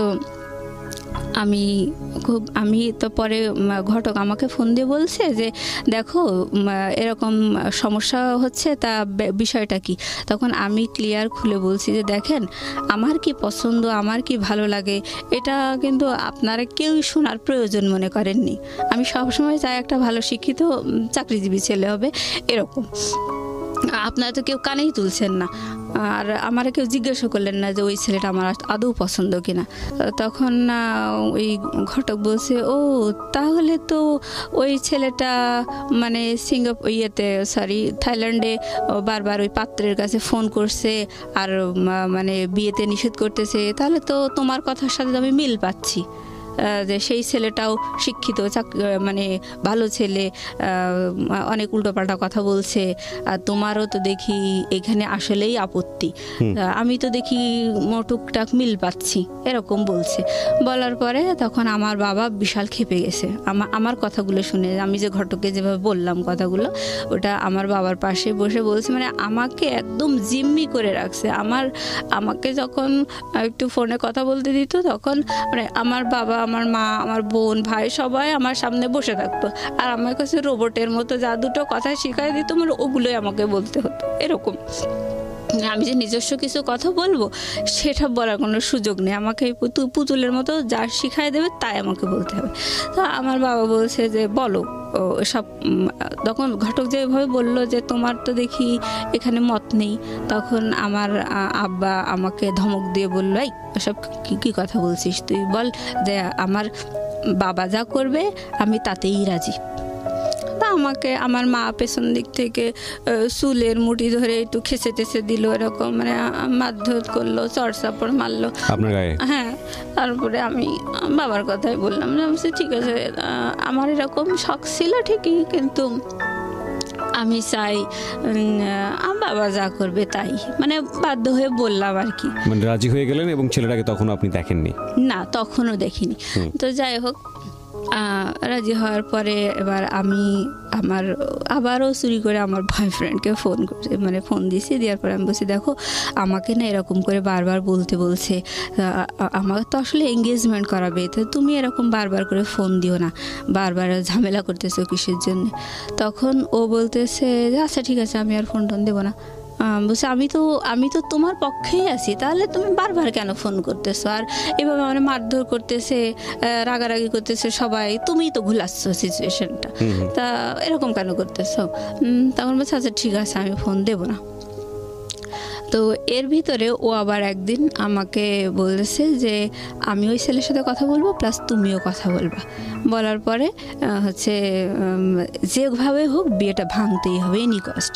তো আমি বলছি যে না, তুমি এরকম বাড়াবাড়ি করো না, আমার কিন্তু খুব যে সিরিয়াস ডিসিশন নিয়েছে তা কিন্তু না, আমার তো চাকরি বাকরি করায় ইয়ে করবে এরকম বলছিল, আর আমার তো মানে এঙ্গেজমেন্ট করাবে এরকম বলেছে তো বাড়ির পক্ষ থেকে, তো তুমি এত বাড়াবাড়ি করো কেন?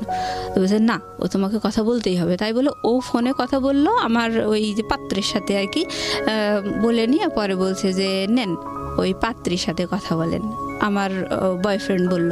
বলার পরে আমি বলছি যে হচ্ছে দেখেন, ঠিক আছে আমার রিলেশন আছে, ঠিক আছে, বাট আমি যে তাকেই বিয়ে করব এরকম না। আমি সবসময় চাই একটা ভালো শিক্ষিত চাকরিজীবী একটা ছেলে, এরকমই আমার পছন্দ। তো আমার বাবা মা যদি ওরকম একটা ছেলেও ঠিক করে আমি তাতেও রাজি, এরকম কথাটা আমি বলেছি, কিন্তু আড়ালে, হ্যাঁ, ওর সামনে বলিনি, বয়ফ্রেন্ডের সামনে বলিনি। তো এটা বলার পরে ওই ছেলেটা সাথে সাথে ঘটককে ফোন দিয়ে বলেছে যে ওই মেয়ে আমার সাথে কথা বলেছে, ওই মেয়ে এই বিয়েতে আসলে রাজি না, ওর একটা বয়ফ্রেন্ড আছে। বলার পরে ঘটক মানে সেই সন্ধ্যাবেলায় তাড়াতাড়ি করে গাড়ি ভাড়া করে বাসায় চলে এসেছে। এসে বলছে হ্যাঁ আমি কী সব উল্টোপাল্টা শুনলাম, মেয়েও সেই পাত্রের সাথে কথা বলেছে, মেয়ের বয়ফ্রেন্ডও কথা বলেছে, কি ভয়ঙ্কর কথা শুনলাম। আর ছেলের বাবা আমার সাথে খুব বার্গেনিং করছে, রাগারাগি করতেছে। তো তখন আমার বাবা বুঝে ফেলেছে যে আসলে আমি কাজটা করেছি। ওই দিন আমার মা আর আমার মা অসুস্থ ছিল, আর বাবা হচ্ছে আমার মাকে নিয়ে যশোরে গিয়েছিল ডাক্তার দেখানোর জন্যে। তো ওই সময়টা বাসায় আসলে কেউ ছিল না, আমার ছোটো বোন ছিল। তো ওই সময়টাতে আমি আসলে এরকম আমার বয়ফ্রেন্ডই আমাকে বাধ্য করেছে ওর সাথে কথা বলার জন্য। তো বাসায় এসে যখন এরকম হুলুস তুলুস কাণ্ড দেখলো, তখন আমার মাও আমাকে মারলো, তারপরে আমার বাবাও খুব দুর্ব্যবহার করলো। করার পরে আমার বাবা ফোন ধরাই দিয়ে বলছে শোনো, তুমি যদি আসলেই কথা বলেই থাকো মানলাম, অসুবিধা নেই। এখন কথা হচ্ছে যে তোমাকে ভয়েস চেঞ্জ করে ওই ছেলের সাথে কথা বলতে হবে, যে যে ওই ছেলেটার সাথে তুমি আসলে কথা বলোনি, এটাই বোঝাতে হবে। তো মানে আমি চারিদিক থেকে ধরা খেয়ে গেলাম দেখে মানে খুব মানে ভীতু হয়ে গেছি। আর মানে আমি তো জিম্মি, আমার বাকশক্তিটাও যেন জিম্মি, এরকম অবস্থা। তো আমি বলছি আচ্ছা ঠিক আছে। তারপর আমার ওই পাত্রটার সাথে আমার বাবা ফোনে কথা বলাই দিল, আমার বাবার ফোন থেকে বলছে যে কথা বলো। এবার আমি ভয়েস তো আর চেঞ্জ করা যায় না, তারপর আমি চেষ্টা করেছি, মানে আমি মারধর খেয়ে একেবারে সোজা হয়ে গেছি আর কি। তো আমি যথাসম্ভব চেষ্টা করলাম যে একটু অন্যভাবে কথা বলার জন্য, যে আমার ভয়েসটা যাতে না বুঝতে পারে আর কি। তো এরকম করে আমি বলছি না, আমার বাবা যা ঠিক করেছে আমি তাতেই রাজি, আমার আসলে কিছু বলার নেই, আপনি যে মেয়ের ভয়েস শুনেছেন সেটা ভুল, ওটা আমি না, এরকম। পরে এখন আমি বলছি তাহলে আপনি বলেন তো দেখি ওই মেয়েটার ভয়েসের সাথে কি আমার মিল আছে? বলছে যে না, আপনার ভয়েসের সাথে কোনো মিল নেই। ওই কথাটা বললো। তারপরে আমার বাবা আমার ফোনের পিছন দিকে আমার বোন আমার মা একদম কান লাগিয়ে থাকতো, আর ওই পাত্র কি বলছে সেগুলো আমার মা আর বোন শুনতো, আর আমার মা বোন দুজন মিলে আমাকে ওই পেছন দিক থেকে কিলঘুষি মারতো আর ফিসফিস করে বলতো এটা বল ওইটা বল, আমি রাজি, এরকম করে বলতে আর আমি তাই বলতাম। বলার পরে পরিবেশ ঠিক হয়ে গেল। হওয়ার পরে এবার হচ্ছে পাত্র মানে আমার ওই পাত্রের বাবা আর কি বলছে যে আমি তো একা দেখে আসছি, এবার আমি চাচ্ছি যে আমার ছেলে বৌমা মেয়ে জামাই সবাইকে নিয়ে পাত্রিকা আর একটু দেখে আসবো, আর হচ্ছে মানে এঙ্গেজমেন্ট করাই আসবো, এরকম বললো। বলার পরে আমি বলছি যে দেখো, আমার বয়ফ্রেন্ডকে বলছি দেখো ওই সামনে শুক্রবার না আমার হচ্ছে এঙ্গেজমেন্ট, ওই তুমি বারবার ফোন দিয়েও কিন্তু পজিশন হলো না, আর আমি তো তাদের হাতে বন্দি আছি, আমার ওই পুতুলের মতো যা বলতে বলছে তাই আমি বলে যাচ্ছি, তাহলে এগুলো করে কোনো লাভ হচ্ছে না, তুমি থামো, এঙ্গেজমেন্টটা অন্তত হতে দাও। তারপর মানে এঙ্গেজমেন্ট হবে হচ্ছে আগামীকাল শুক্রবার, আজকে হচ্ছে বৃহস্পতিবার, আজকে আমি বিকেলবেলা আমার বয়ফ্রেন্ডকে জানাচ্ছি যে দেখো আমার আগামীকালকে এঙ্গেজমেন্ট। তো আমি ওরকম বলার পরে আমার বয়ফ্রেন্ড বলছে দেখো আমি খুব দুশ্চিন্তায় আছি, যেভাবেই হোক তুমি এই এঙ্গেজমেন্ট বন্ধ করো, আমি কখনোই চাই না তোমার হাতে এঙ্গেজমেন্টের আংটি উঠুক, আমি একদমই চাই না, যদি এরকম হয় তোমার সাথে আমার রিলেশন কিন্তু ব্রেকআপ হয়ে যাবে। তো আমার বয়ফ্রেন্ড ওভাবে নিষেধ করে দেওয়ার পরে আমি খুব দুশ্চিন্তায় পড়ে গেলাম। পরে হঠাৎ করে আমি ভাবছি কীভাবে বিয়ে ভাঙা যায়, কীভাবে এঙ্গেজমেন্ট ভাঙা যায়, কীভাবে ওদের আশাটা বন্ধ করা যায়। এই দুশ্চিন্তা করতে করতে বাসায় ফিরে আসছি। তোর কি মত এবার বল দেখি, তুই এত ঘুলাচ্ছিস, কি সমস্যাটা কি এবার বল।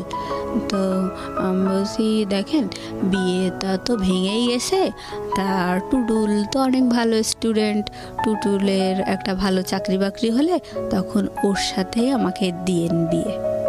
এই কথাটা আমি যখনই বলেছি, বলার পরে আমার মা সে চোখ বন্ধ করে উল্টো পাল্টা সারা গায়ে আমাকে বাড়ুন দিয়ে মারতে মারি চোটে বোধ আমি সারা ঘরে আমি হিসু করে ফেলছি। হ্যাঁ, কাপড় চোপড় নষ্ট হয়ে গেছে। আর আমার ভাই বারবার ঠেকাচ্ছে, বলছে থাক আর মারতে হবে না, আর মারতে হবে না।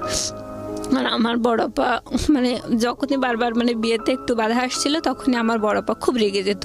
ও বলতো যে ওরে বাবা তাহলে তো টুটুলের সাথে হয়তো ওর বিয়ে হবে, এরকম ওর তো স্বপ্ন ও একাই বিসিএস ক্যাডার হবে। হ্যাঁ, টুটুলের সাথে কোনোভাবেই যেন আমার না হয়, যার জন্য ও বেশি খেপে যেত। তো আমাকে যখন মারধর করেছে তখন আমার বড়পা বলছে যে ঠেকাচ্ছিস কিসের জন্যে, মারুক ওকে মারুক, পাক্কা শয়তান, অনেক শয়তান, অনেক হারামি, কতভাবে যে আমাদেরকে হ্যারাস করলো, ওকে কি খারাপ ছেলের সাথে দেওয়া হচ্ছে, এরকম করে মারি চোটে। আমি বলছি আচ্ছা ঠিক আছে, আমি ওই মোবাইলে বিয়ে করতেই রাজি আছি। তখন আমার মা বলছে যে ভূত না ঝাড়ালে হয় না, এভাবে বলছে। বলার পরে যাই হোক আমি বিয়েতে রাজি হয়ে গেছি দেখে আমার বয়ফ্রেন্ডের সাথে আমি কথাবার্তা বন্ধ করে দিছি। দিয়ে পরে ও বলছিল যে আর ফোনে ওই আমার ওই পাত্রের সাথে আর কথাটা তো বলবে না, এরকম একটা কথা দিয়েছিল। দেওয়ার পরে আমি যখনই ফোনে আবার রাজি হয়ে গেছি, পাত্রকেও বলে দিয়েছে যে হ্যাঁ আমাদের বাসা থেকে বলেছে না আমি বিয়েতে রাজি, তুমি যা শুনেছো সব ভুল, সবই শত্রুতার কারণে হয়েছে, এভাবে আসলে বিয়েতে আমি রাজি হয়ে গেছি। তো আমার যখন এরকম আমি বিয়েতে আপত্তি করতাম তখন আমার বড় বোন, সবাই আমার চেহারা নিয়ে নেগলেক্ট করেছে। আমার বড় বোন বলতো যে দুদিন বাদে তো আমার যখন বিয়েটা একেবারে ভেঙেই গেছিল, ওই যে এঙ্গেজমেন্ট করতে এসেও আসলো না, আমি একটু ঝামেলা করছিলাম।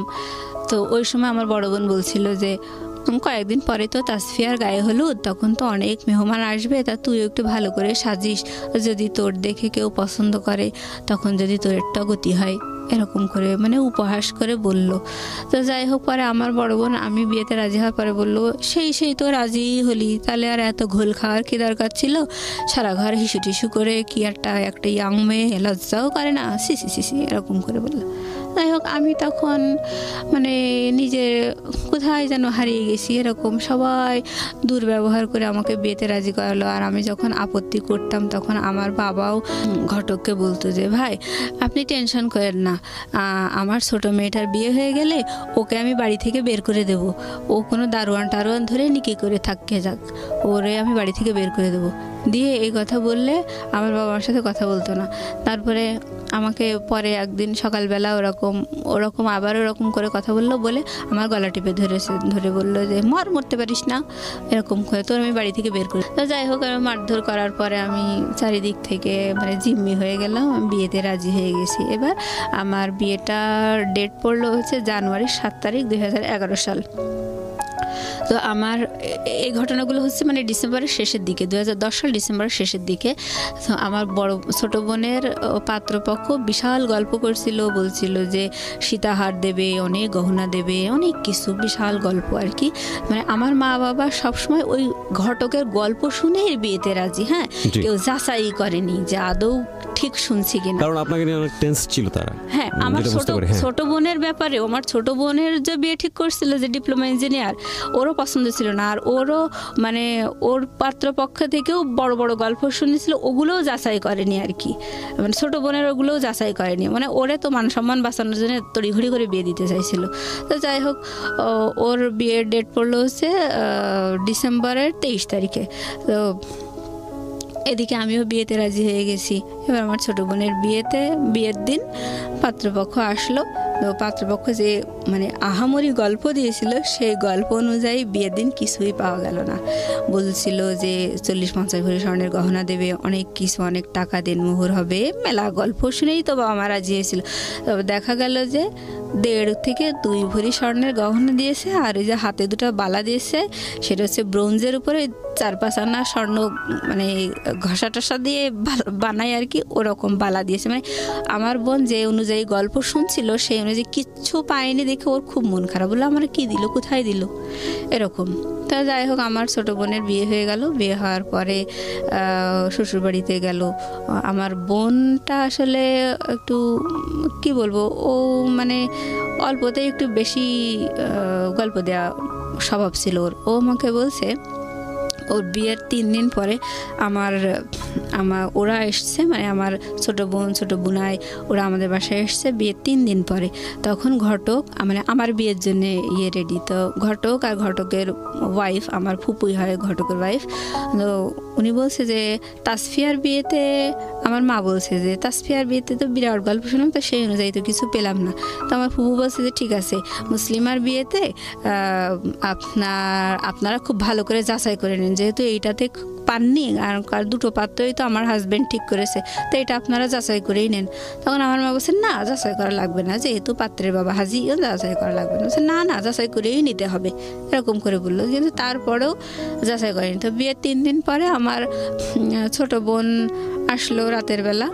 তো আমার ওই ঘটক আমার আব্বার সাথে আলাপ করছে যে বিয়ে নিয়ে এই মেয়েটার অনেক ঝামেলা ঝঞ্ঝাট হয়েছে, তো এখন আর বিয়ের ব্যাপারে আমি কোনো কথা বলবো না, এখন রাজি করালে আপনারাই রাজি করাইছেন, আপনারাই ফাইনাল মেয়ের সাথে কথা বলেন। তখন আমার আব্বা ডাকলো, ডেকে আমারে বলতেছে যে হচ্ছে হ্যাঁ বলো, তুমি কথা বলো, তুমি কি বলতে চাচ্ছ। তখন আমার মা রান্নাঘরে বসে রান্না করছে, আমি ডাইনিংয়ে, আমার বাবা, ঘটক, আমার বোন, আমরা কথা বলছি।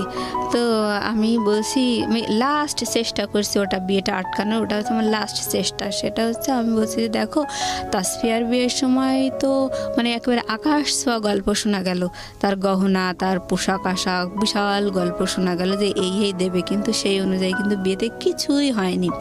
তাহলে আমাকে অন্তত এঙ্গেজমেন্ট করায় রাখো, তারপর সব কিছু যাচাই টাচাই করে নিয়ে উনি তো 6-7 মাস পরে আসবে, তখন আমার বিয়ে দিও। এই কথাটা কেবল আমি বলছি, ওটা আমার বিয়ের ভাঙা। তখনও আমি মানে মন থেকে রাজি না, তো মার খেয়ে রাজি হয়েছি। তো ওই সময় ওটা যখন বললাম, তখন আমার মা রান্নাঘর থেকে বলছে আর একটু বাড়ুন দিয়ে মারবো নাকি, এরকম বলছে আমার মা। আর আমার বাবা বলছে যে তাসফিয়ার বিয়েতে কি পাওয়া গেছে কি পাওয়া যায়নি ওসব তোমার দেখার দরকার নেই, তুমি এই বিয়েতে রাজি, তুমি এখন কথা বলো। তো আমি দেখলাম যে না, আর আসলে বলার আর কিছু নেই, মনে মনে বললাম। পরে আমি বসে আচ্ছা ঠিক আছে, তোমরা যাবার তাই করো। মানে আমি মানে কেমন আমার মনটা অন্য একটা জগতে, অন্ধকারের মধ্যে হারিয়ে গেছে, হতাশা, মানসিক আঘাত, কষ্ট, দিকে বয়ফ্রেন্ড তো মেলা ঘুলাইয়ে দিল। তো যাই হোক, আমি বললাম আচ্ছা ঠিক আছে। তখন আমার বাবা বললো যে ঠিক আছে, তুমি হাজি সাহেবের সাথে কথা বলো। পরে আমি বলছি কি কথা বলবো, বলছে যে তুমি যে চোখের সমস্যার কথা বলছিলা, উনি কষ্ট পাইছে, তুমি এখন তার কাছে ক্ষমা চাও। আমি কিন্তু সত্যি কথা বলছি যে আমার চোখের সমস্যা, অথচ তার জন্য আমার বাবা হাজি সাহেবের কাছে আমাকে ক্ষমা চাওয়ালো, যে আমি অন্যায় করছি, ভুল করছি। আমি তাই বললাম যে আঙ্কেল সরি, বুঝতে পারিনি, আপনি আমারে মাফ করে দেন। মানে আমি সবার হাতের পুতুল, তো আমি ওইভাবেই বলছি। বলার পরে হয়ে গেল, বিয়েতে আমি রাজি। তারপরে জানুয়ারির 7 তারিখে আমার বিয়ের ডেট পড়লো। আমার ফোন মানে ওটাতে তো শুধু মেমোরি ছিল। আমার মা বলল, মানে যখন ওই আমাকে মেরে ধরে বিয়েতে রাজি করা ছিল বারণ দিয়ে, তখন বলছে এই ফোনের মধ্যেও নিশ্চয়ই কোনো ঝামেলা আছে, তাই বলে ওইটাও কেড়ে নিয়েছিল। হ্যাঁ, তারপরে যাই হোক, পরে আমাকে বলল যে আমি বিয়েতে রাজি হওয়ার পরে আমাকে দেখতে আসবে আরও একবার, আমার ওই হাজি সাহেব আর একবার দেখতে আসবে পরের দিন। আমাকে বললো ভালো ড্রেস আপ করে রাখো, উনি আসবে, দেখে যাবে। আসলো, আসার পরে দেখা টাকা করে গেল। এবার জানুয়ারির 7 তারিখ বিয়ের ডেট পড়লো। তো ওই বিয়ের দিন আমার ছোট বোন ছোট বোনাই আসছে। তো আমার ছোট বোনাই বলছে আমার মাকে যে আম্মা হচ্ছে আপি, আমি যতদূর শুনেছি যে আপিকে আপনারা যথেষ্ট মেরে ধরে রাজি করাইছেন, তা পাত্র তো আমরা কেউই দেখিনি, তাহলে এভাবে মোবাইলে বিয়ে দেওয়াটা কি ঠিক হচ্ছে? তার চেয়ে বরং এঙ্গেজমেন্ট করায় রাখেন, আমরা সবাই মিলে আরেকটু দেখি যে আমরা যা শুনেছি সেগুলো আদৌ সত্যি কিনা। তখন আমার মা বলছে, ওরে বাবা, ছেলেটার 250 বিঘা জমি আছে, ছেলের বাবার 250 বিঘা জমির মালিক, তাকে 30 বিঘার উপরে বিল আছে, তারপরে ছেলেটা 10 লক্ষ টাকার গহনা নিয়ে এসেছে, তুমি এসে ভালো আর কি কি বলছো? বাদ দাও, তোমরা ছোট মানুষ, তোমরা বোঝো না, আসলে বাদ দাও, মোবাইলেই বিয়ে হবে। ছোট্ট একটা বিরতি নেব প্রিয় শ্রোতা এই জায়গাটিতে। মুসলিম, আমি একটু পরেই ফিরছি, আশা করছি আমাদের সাথেই থাকবেন। জীবন গল্প, জীবন নাটকের চেয়েও নাটকীয়। জীবন গল্প।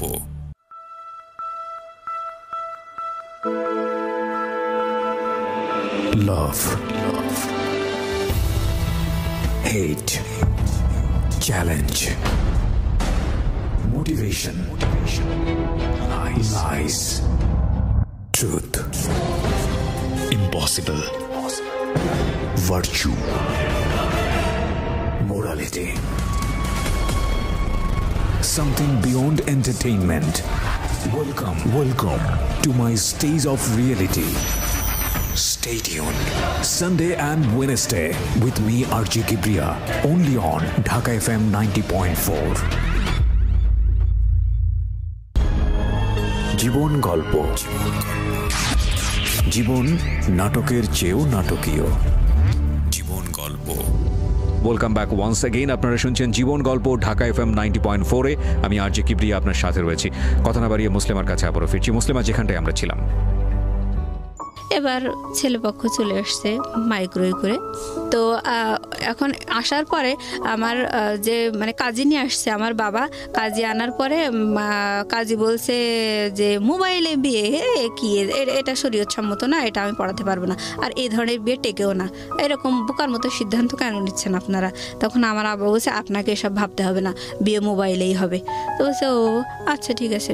তাই বলে মনে করেন ওই কাজীর যে রেজিস্টার খাতা, মানে বিয়ে টিয়ে লেখালেখি, ওই রেজিস্টারে আমার নাম ঠিকানা সব কিছু লিখলো, পাত্রের বাবাও পাত্রের নাম ঠিকানা সব কিছু লিখলো, আর ঘটক হচ্ছে উকিল, আর এরকম, আর হচ্ছে মানে আমার বাবা, তারপরে পাত্রের মামা, এরা পাত্রের ভাই, এরা হচ্ছে বিয়ের সাক্ষী। তা হওয়ার পরে আমাকে মানে এসেছে আমার কাজী প্লাস ওই পাত্রপক্ষের লোকজন মানে আমার রুমে আসছে, এসে ওগুলো সই টই সব করা আছে, আমি সই করে দিয়েছি, এই পাত্রের ঠিকানা এইগুলো বলে টলে বলছে আপনি কি রাজি, আপনি কি কবুল বলছেন? তখন আমি বলছি যে কবুল। ছেলেটাকে দেখেননি? না না না না, আমি দেখিনি। আমি মোবাইলে কবুল বলিনি, আমি কবুল বলছি হচ্ছে কাজীর সামনে। ও কাজী, ওখানে আমার বাবা, তারপর কাজী, ঘটক, মানে পাত্রের বাবা, পাত্রের ভাই, এগুলো সবাই আমার রুমে, সবাই দেখছে যে আমাকে কবুল পড়াচ্ছে, আমি কবুল বলছি। তখন মোবাইল ছিল না কানে? আমি ছেলেটাও শুনে নাই? না না না, ছেলেটাও শুনে নাই। তা আমি এভাবে কবুল বলছি, আমাকে 3 বার কবুল বলতে বললো, আমি 3 বার কবুল বললাম। বলার পরে ওনারা আমার রুম থেকে বেরিয়ে গেল। তা দেনমোহর করছিল 1 লক্ষ টাকা। তো এভাবে আমি আর কবুল বলানোর পর আমি ওদের সামনে কবুল বলছি, আমি ফোনে কবুল বলি নাই, আমার কবুল বলার সাক্ষী ওনারা। তো যাই হোক, আমি কবুল বলার পরে ওনারা আমার রুম থেকে বেরিয়ে গেলেন। বেরিয়ে যাওয়ার পরে ড্রয়িং রুমে ওনারা সবাই বসে আছেন, পাত্রপক্ষের সবাই, আমার ছোট বুনাই, আমাদের বাড়ির সবাই। আমি ছিলাম না, আমি দরজার কাছে, ড্রয়িং রুমে দরজার কাছে আমি দাঁড়াইছিলাম। এখন পাত্র হচ্ছে মানে কাজী হচ্ছে কানে মোবাইলটা নিয়েছে, নিয়ে ওই নাম ঠিকানা সব বলছে, বলে পাত্রকে বলছে বলেন কবুল, বলেন কবুল, এরকম। তো উনি ওই পাশ থেকে কবুল বলছে, আসলে ওই পাত্র বলছে না কে বলছে সে আল্লাহ জানে। না না না, লাউড স্পিকারও দেয়নি। তো কবুল ওইভাবে আসলে বিয়েটা হলো মোবাইলে, সে কবুল বলল, কিন্তু ওই কাবিন নামায় পাত্রের কোনো সিগনেচার নেই, মানে পাত্র উপস্থিতি নেই আর কি। সে বিদেশ থেকে মোবাইলে কবুল বলল, আর আমি দেশে থেকে, তাও আপনারা কেউ শোনেননি সেই কবুল? না, আমরা কেউ শুনিনি সেই কবুল। তো যাই হোক, এবার ওই দোয়া দরুদ পড়লো আর কি, কলেমা এগুলো পড়ে নিয়ে একটু মোনাজাত করলো। সেই সময় ওই আর কি লাউড দিল আর কি, লাউড দিয়ে ওইখান থেকে পাত্রে তার ওই 2-4টা বন্ধু টন্ধু নিয়ে ওই একা একা সেখানেও সে কি পড়ছে দোয়া দরুদ, আর এরাও পড়ছে, মানে এটা লাউডে হয়েছে আর কি। তো কবুলটা লাউডে হলো না কেন? কবুলটা লাউডে হলো না মানে ওরা ওই সময় আসলে বোঝেনি যে এটা লাউডে করতে। আর আমার বাবা মায়ের বিশ্বাস হচ্ছে যে হ্যাঁ আমরা মোবাইলেই বিয়ে দিচ্ছি, ব্যাস। তারা জাস্টিফাই করছে না যে আসলে ছেলেটা কবুল বলছে নাকি আদৌ বলছে না, এগুলো কেউ জাস্টিফাই করছে না। আর তারা মাথায়ও আসেনি যে আদৌ কবুল বলছে, বা ওই কবুল শব্দটা তাদের শোনার আগ্রহ এরকম ছিল না। তাদের কথা হচ্ছে এই মোবাইলেই তো বিয়ে দিচ্ছি, এই। আর তাদের সবচেয়ে বেশি আত্মবিশ্বাস ছেলের বাবা হাজি, সুতরাং তারা কখনোই ফাঁকি দেবে না, এই ধরনের একটা মানে ট্রাস্ট তাদের মধ্যে। তো যাই হোক, বিয়ে হয়ে গেল। হওয়ার পরে আবার আমার শ্বশুর হয়ে গেল হাজি সাহেব। আমরা সবাই মানে একসাথে ডাইনিংয়ে বসে খাওয়া দাওয়া করলাম। করার পরে মানে আমরা না, সরি, ওই মানে পাত্রপক্ষকে আমার ওই ননদ, শ্বশুর, শাশুড়ি সবাই ডাইনিংয়ে বসে আছে, আমি সবাইকে খেতে দিচ্ছি। খাওয়া দাওয়ার পরে ওনারা, আমার শাশুড়ি একটা কথা বলে গেলেন যে মা, এই মোবাইলে বিয়ে হয়েছে এই কথাটা কখনো কাউকে বলবা না। ইভেন আমার মা, আমার পরিবারের সবাইকে বলে গেল যে এই কথাটা কখনো কাউকে বলবেন না যে মোবাইলে বিয়ে হয়েছে, কারণ এটা শরীয়তসম্মত না। আমাদের তো আবারও পরে বিয়ে পড়াতে হবে, যখন ছেলে 6-7 মাস পরে আবার দেশে আসবে তখন তো আবারও বিয়ে পড়াতে হবে, নাহলে তো একসাথে থাকতে পারবে না। আমরা শুধু জাস্ট বেঁধে রাখার জন্যে এরকম করে কবুল পড়ালাম। এরকম কবুল পড়ায় ওই এঙ্গেজমেন্টের আংটিটা আমার হাতে পড়াই দিছে। তো ওনারা খেয়ে দিয়ে চলে গেলেন, আর এভাবে আমাকে বলে গেলেন। বলার পরে পরের দিন সকালবেলা আমার মা হাঁপ ছেড়ে পাড়া প্রতিবেশীদের সাথে বলছে মেয়ে বিয়ে দিয়ে দিয়েছি। মানে আমি বললাম না, আমার মায়ের আগাম গল্প করার একটা অভ্যাস আছে, তো ওরকম মানে গল্প করতেছে। তখন পাড়া প্রতিবেশীরা বিশ্বাসই করছে না, বলছে কখন বিয়ে দিলেন, কই কোনো লোকজন আসলো না, কিছুই দেখলাম না, কখন বিয়ে দিলেন? ওরা বিশ্বাসই করতে চাচ্ছিল না।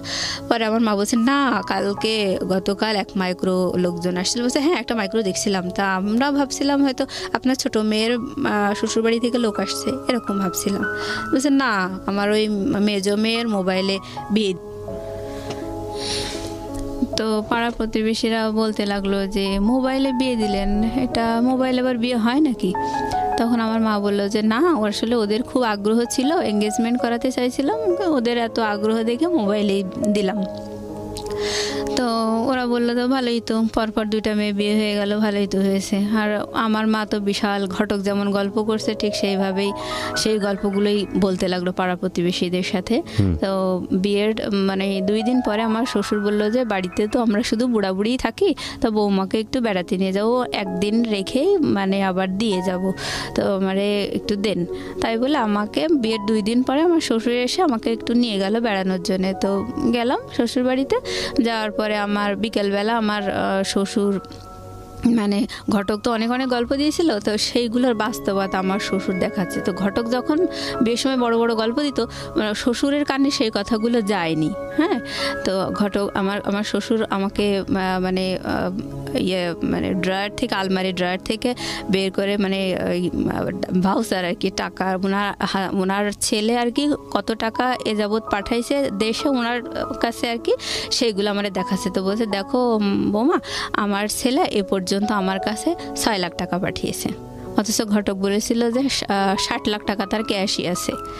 ওকে, এইসব। তারপরে আমার শ্বশুর বলল যে আমার বাবার জমি আমি হচ্ছে ভাগে পেয়েছি 15 বিঘা, অথচ ঘটক বলছিল যে 250 বিঘা জমি, 30 বিঘা বিল, এসব বলছিল। কিন্তু আমার মা বাবা কখনোই জাস্টিফাই করেনি জিনিসগুলো। আর হচ্ছে তখন আমি সঠিকটা জানতে পারলাম। জানার পরে আমি দেখলাম আসলে এখন আর প্রতিবাদ করেই বা কি লাভ, তো হয়েই তো গেছে বিয়ে। টুটুলের কি অবস্থা তখন? টুটুল কি করছে? হ্যাঁ, এইটার পরে আমি যখন শ্বশুরবাড়ি থেকে ঘুরে আসলাম, আমার শ্বশুর আমার একটা 3 পিস কিনে দিল, একটা নাকফুল কিনে দিল, আর ওই যে মানে ইমিটেশনের চুড়ি আছে ওইটা মানে 2 ডজন ওই 80-90 টাকা দিয়ে মানে কিনে দিল। দেওয়ার পরে আমি শুনছিলাম যে 10 লক্ষ টাকার গহনা এনেছে। আমি ভাবছিলাম যে অন্তত আমাকে না দিক, কিন্তু দেখাতে তো পারতো যে আমার জন্যই তো এনেছে। আমি এগুলো মনে মনে বলছিলাম যে আমাদের দেখাতে তো পারতো যে বৌমা তোমার জন্য এই এনেছে, তোমাকে উঠানোর সময় এগুলো দেওয়া হবে, এগুলো তো মানে বলতে তো পারতো। আমি তো ঘটকের সব কথাই বিশ্বাস করছিলাম, বাবা মাও তো এরকম করে দিল। তো যাই হোক, আমাকে ওরকম অর্নামেন্টস দিলে, একটা নাকফুল দিছে 300 টাকা দিয়ে, আর ওই ইমিটেশনের চুড়ি আর একটা 3 পিস, এটা দিয়ে আমার শ্বশুর পরের দিন আবার আমাকে রেখে গেল।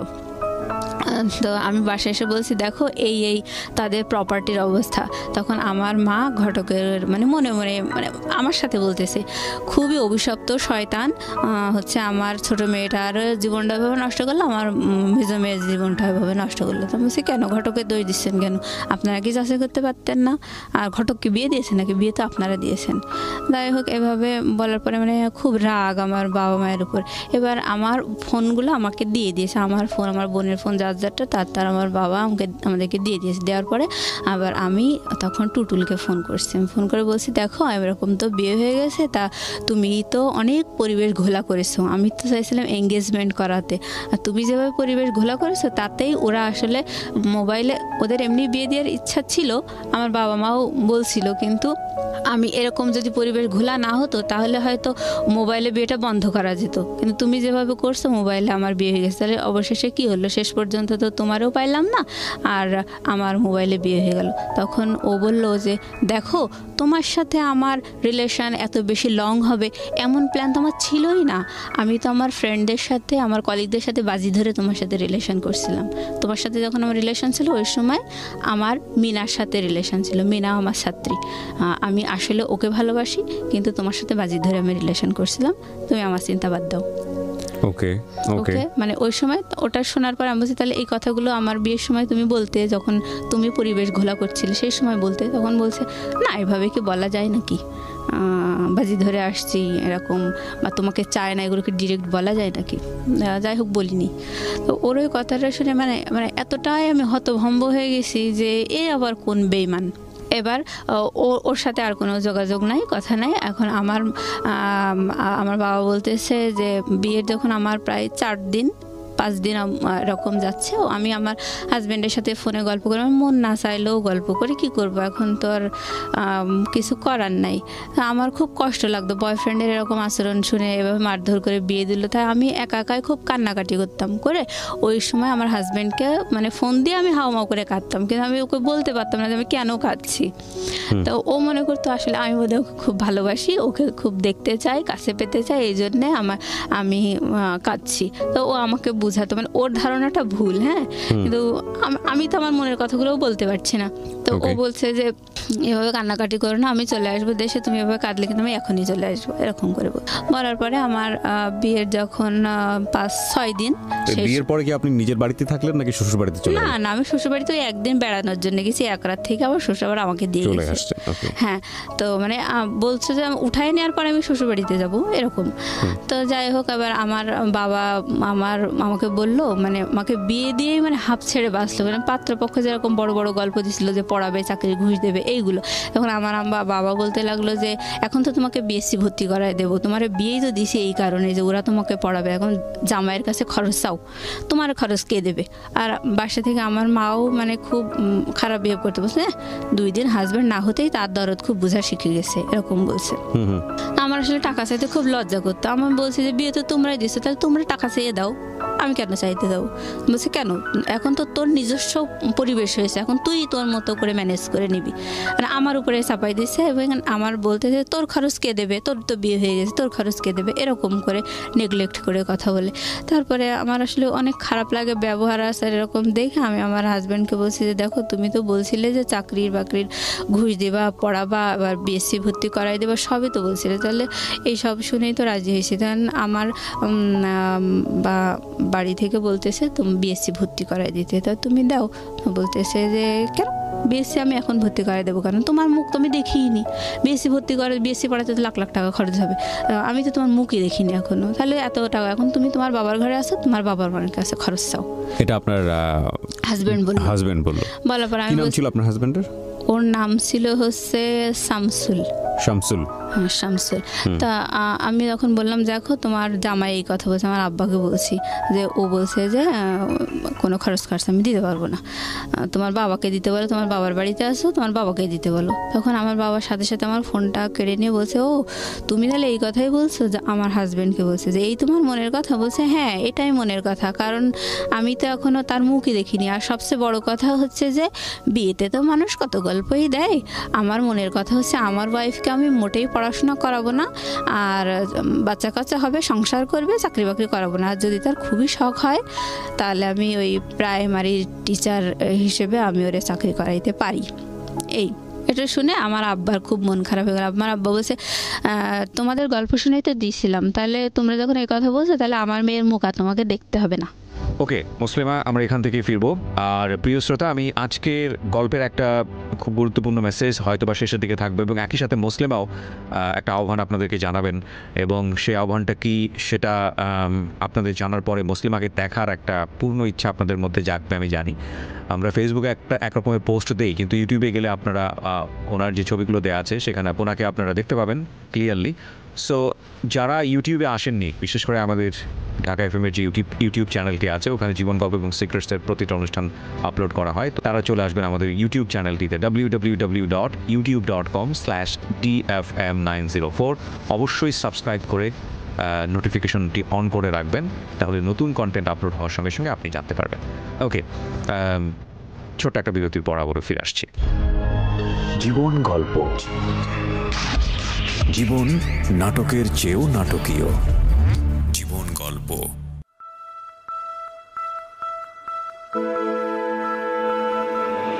লাভ, hate, challenge, motivation, lies, truth, impossible, virtue, morality, something beyond entertainment. Welcome to my stage of reality. Stay tuned.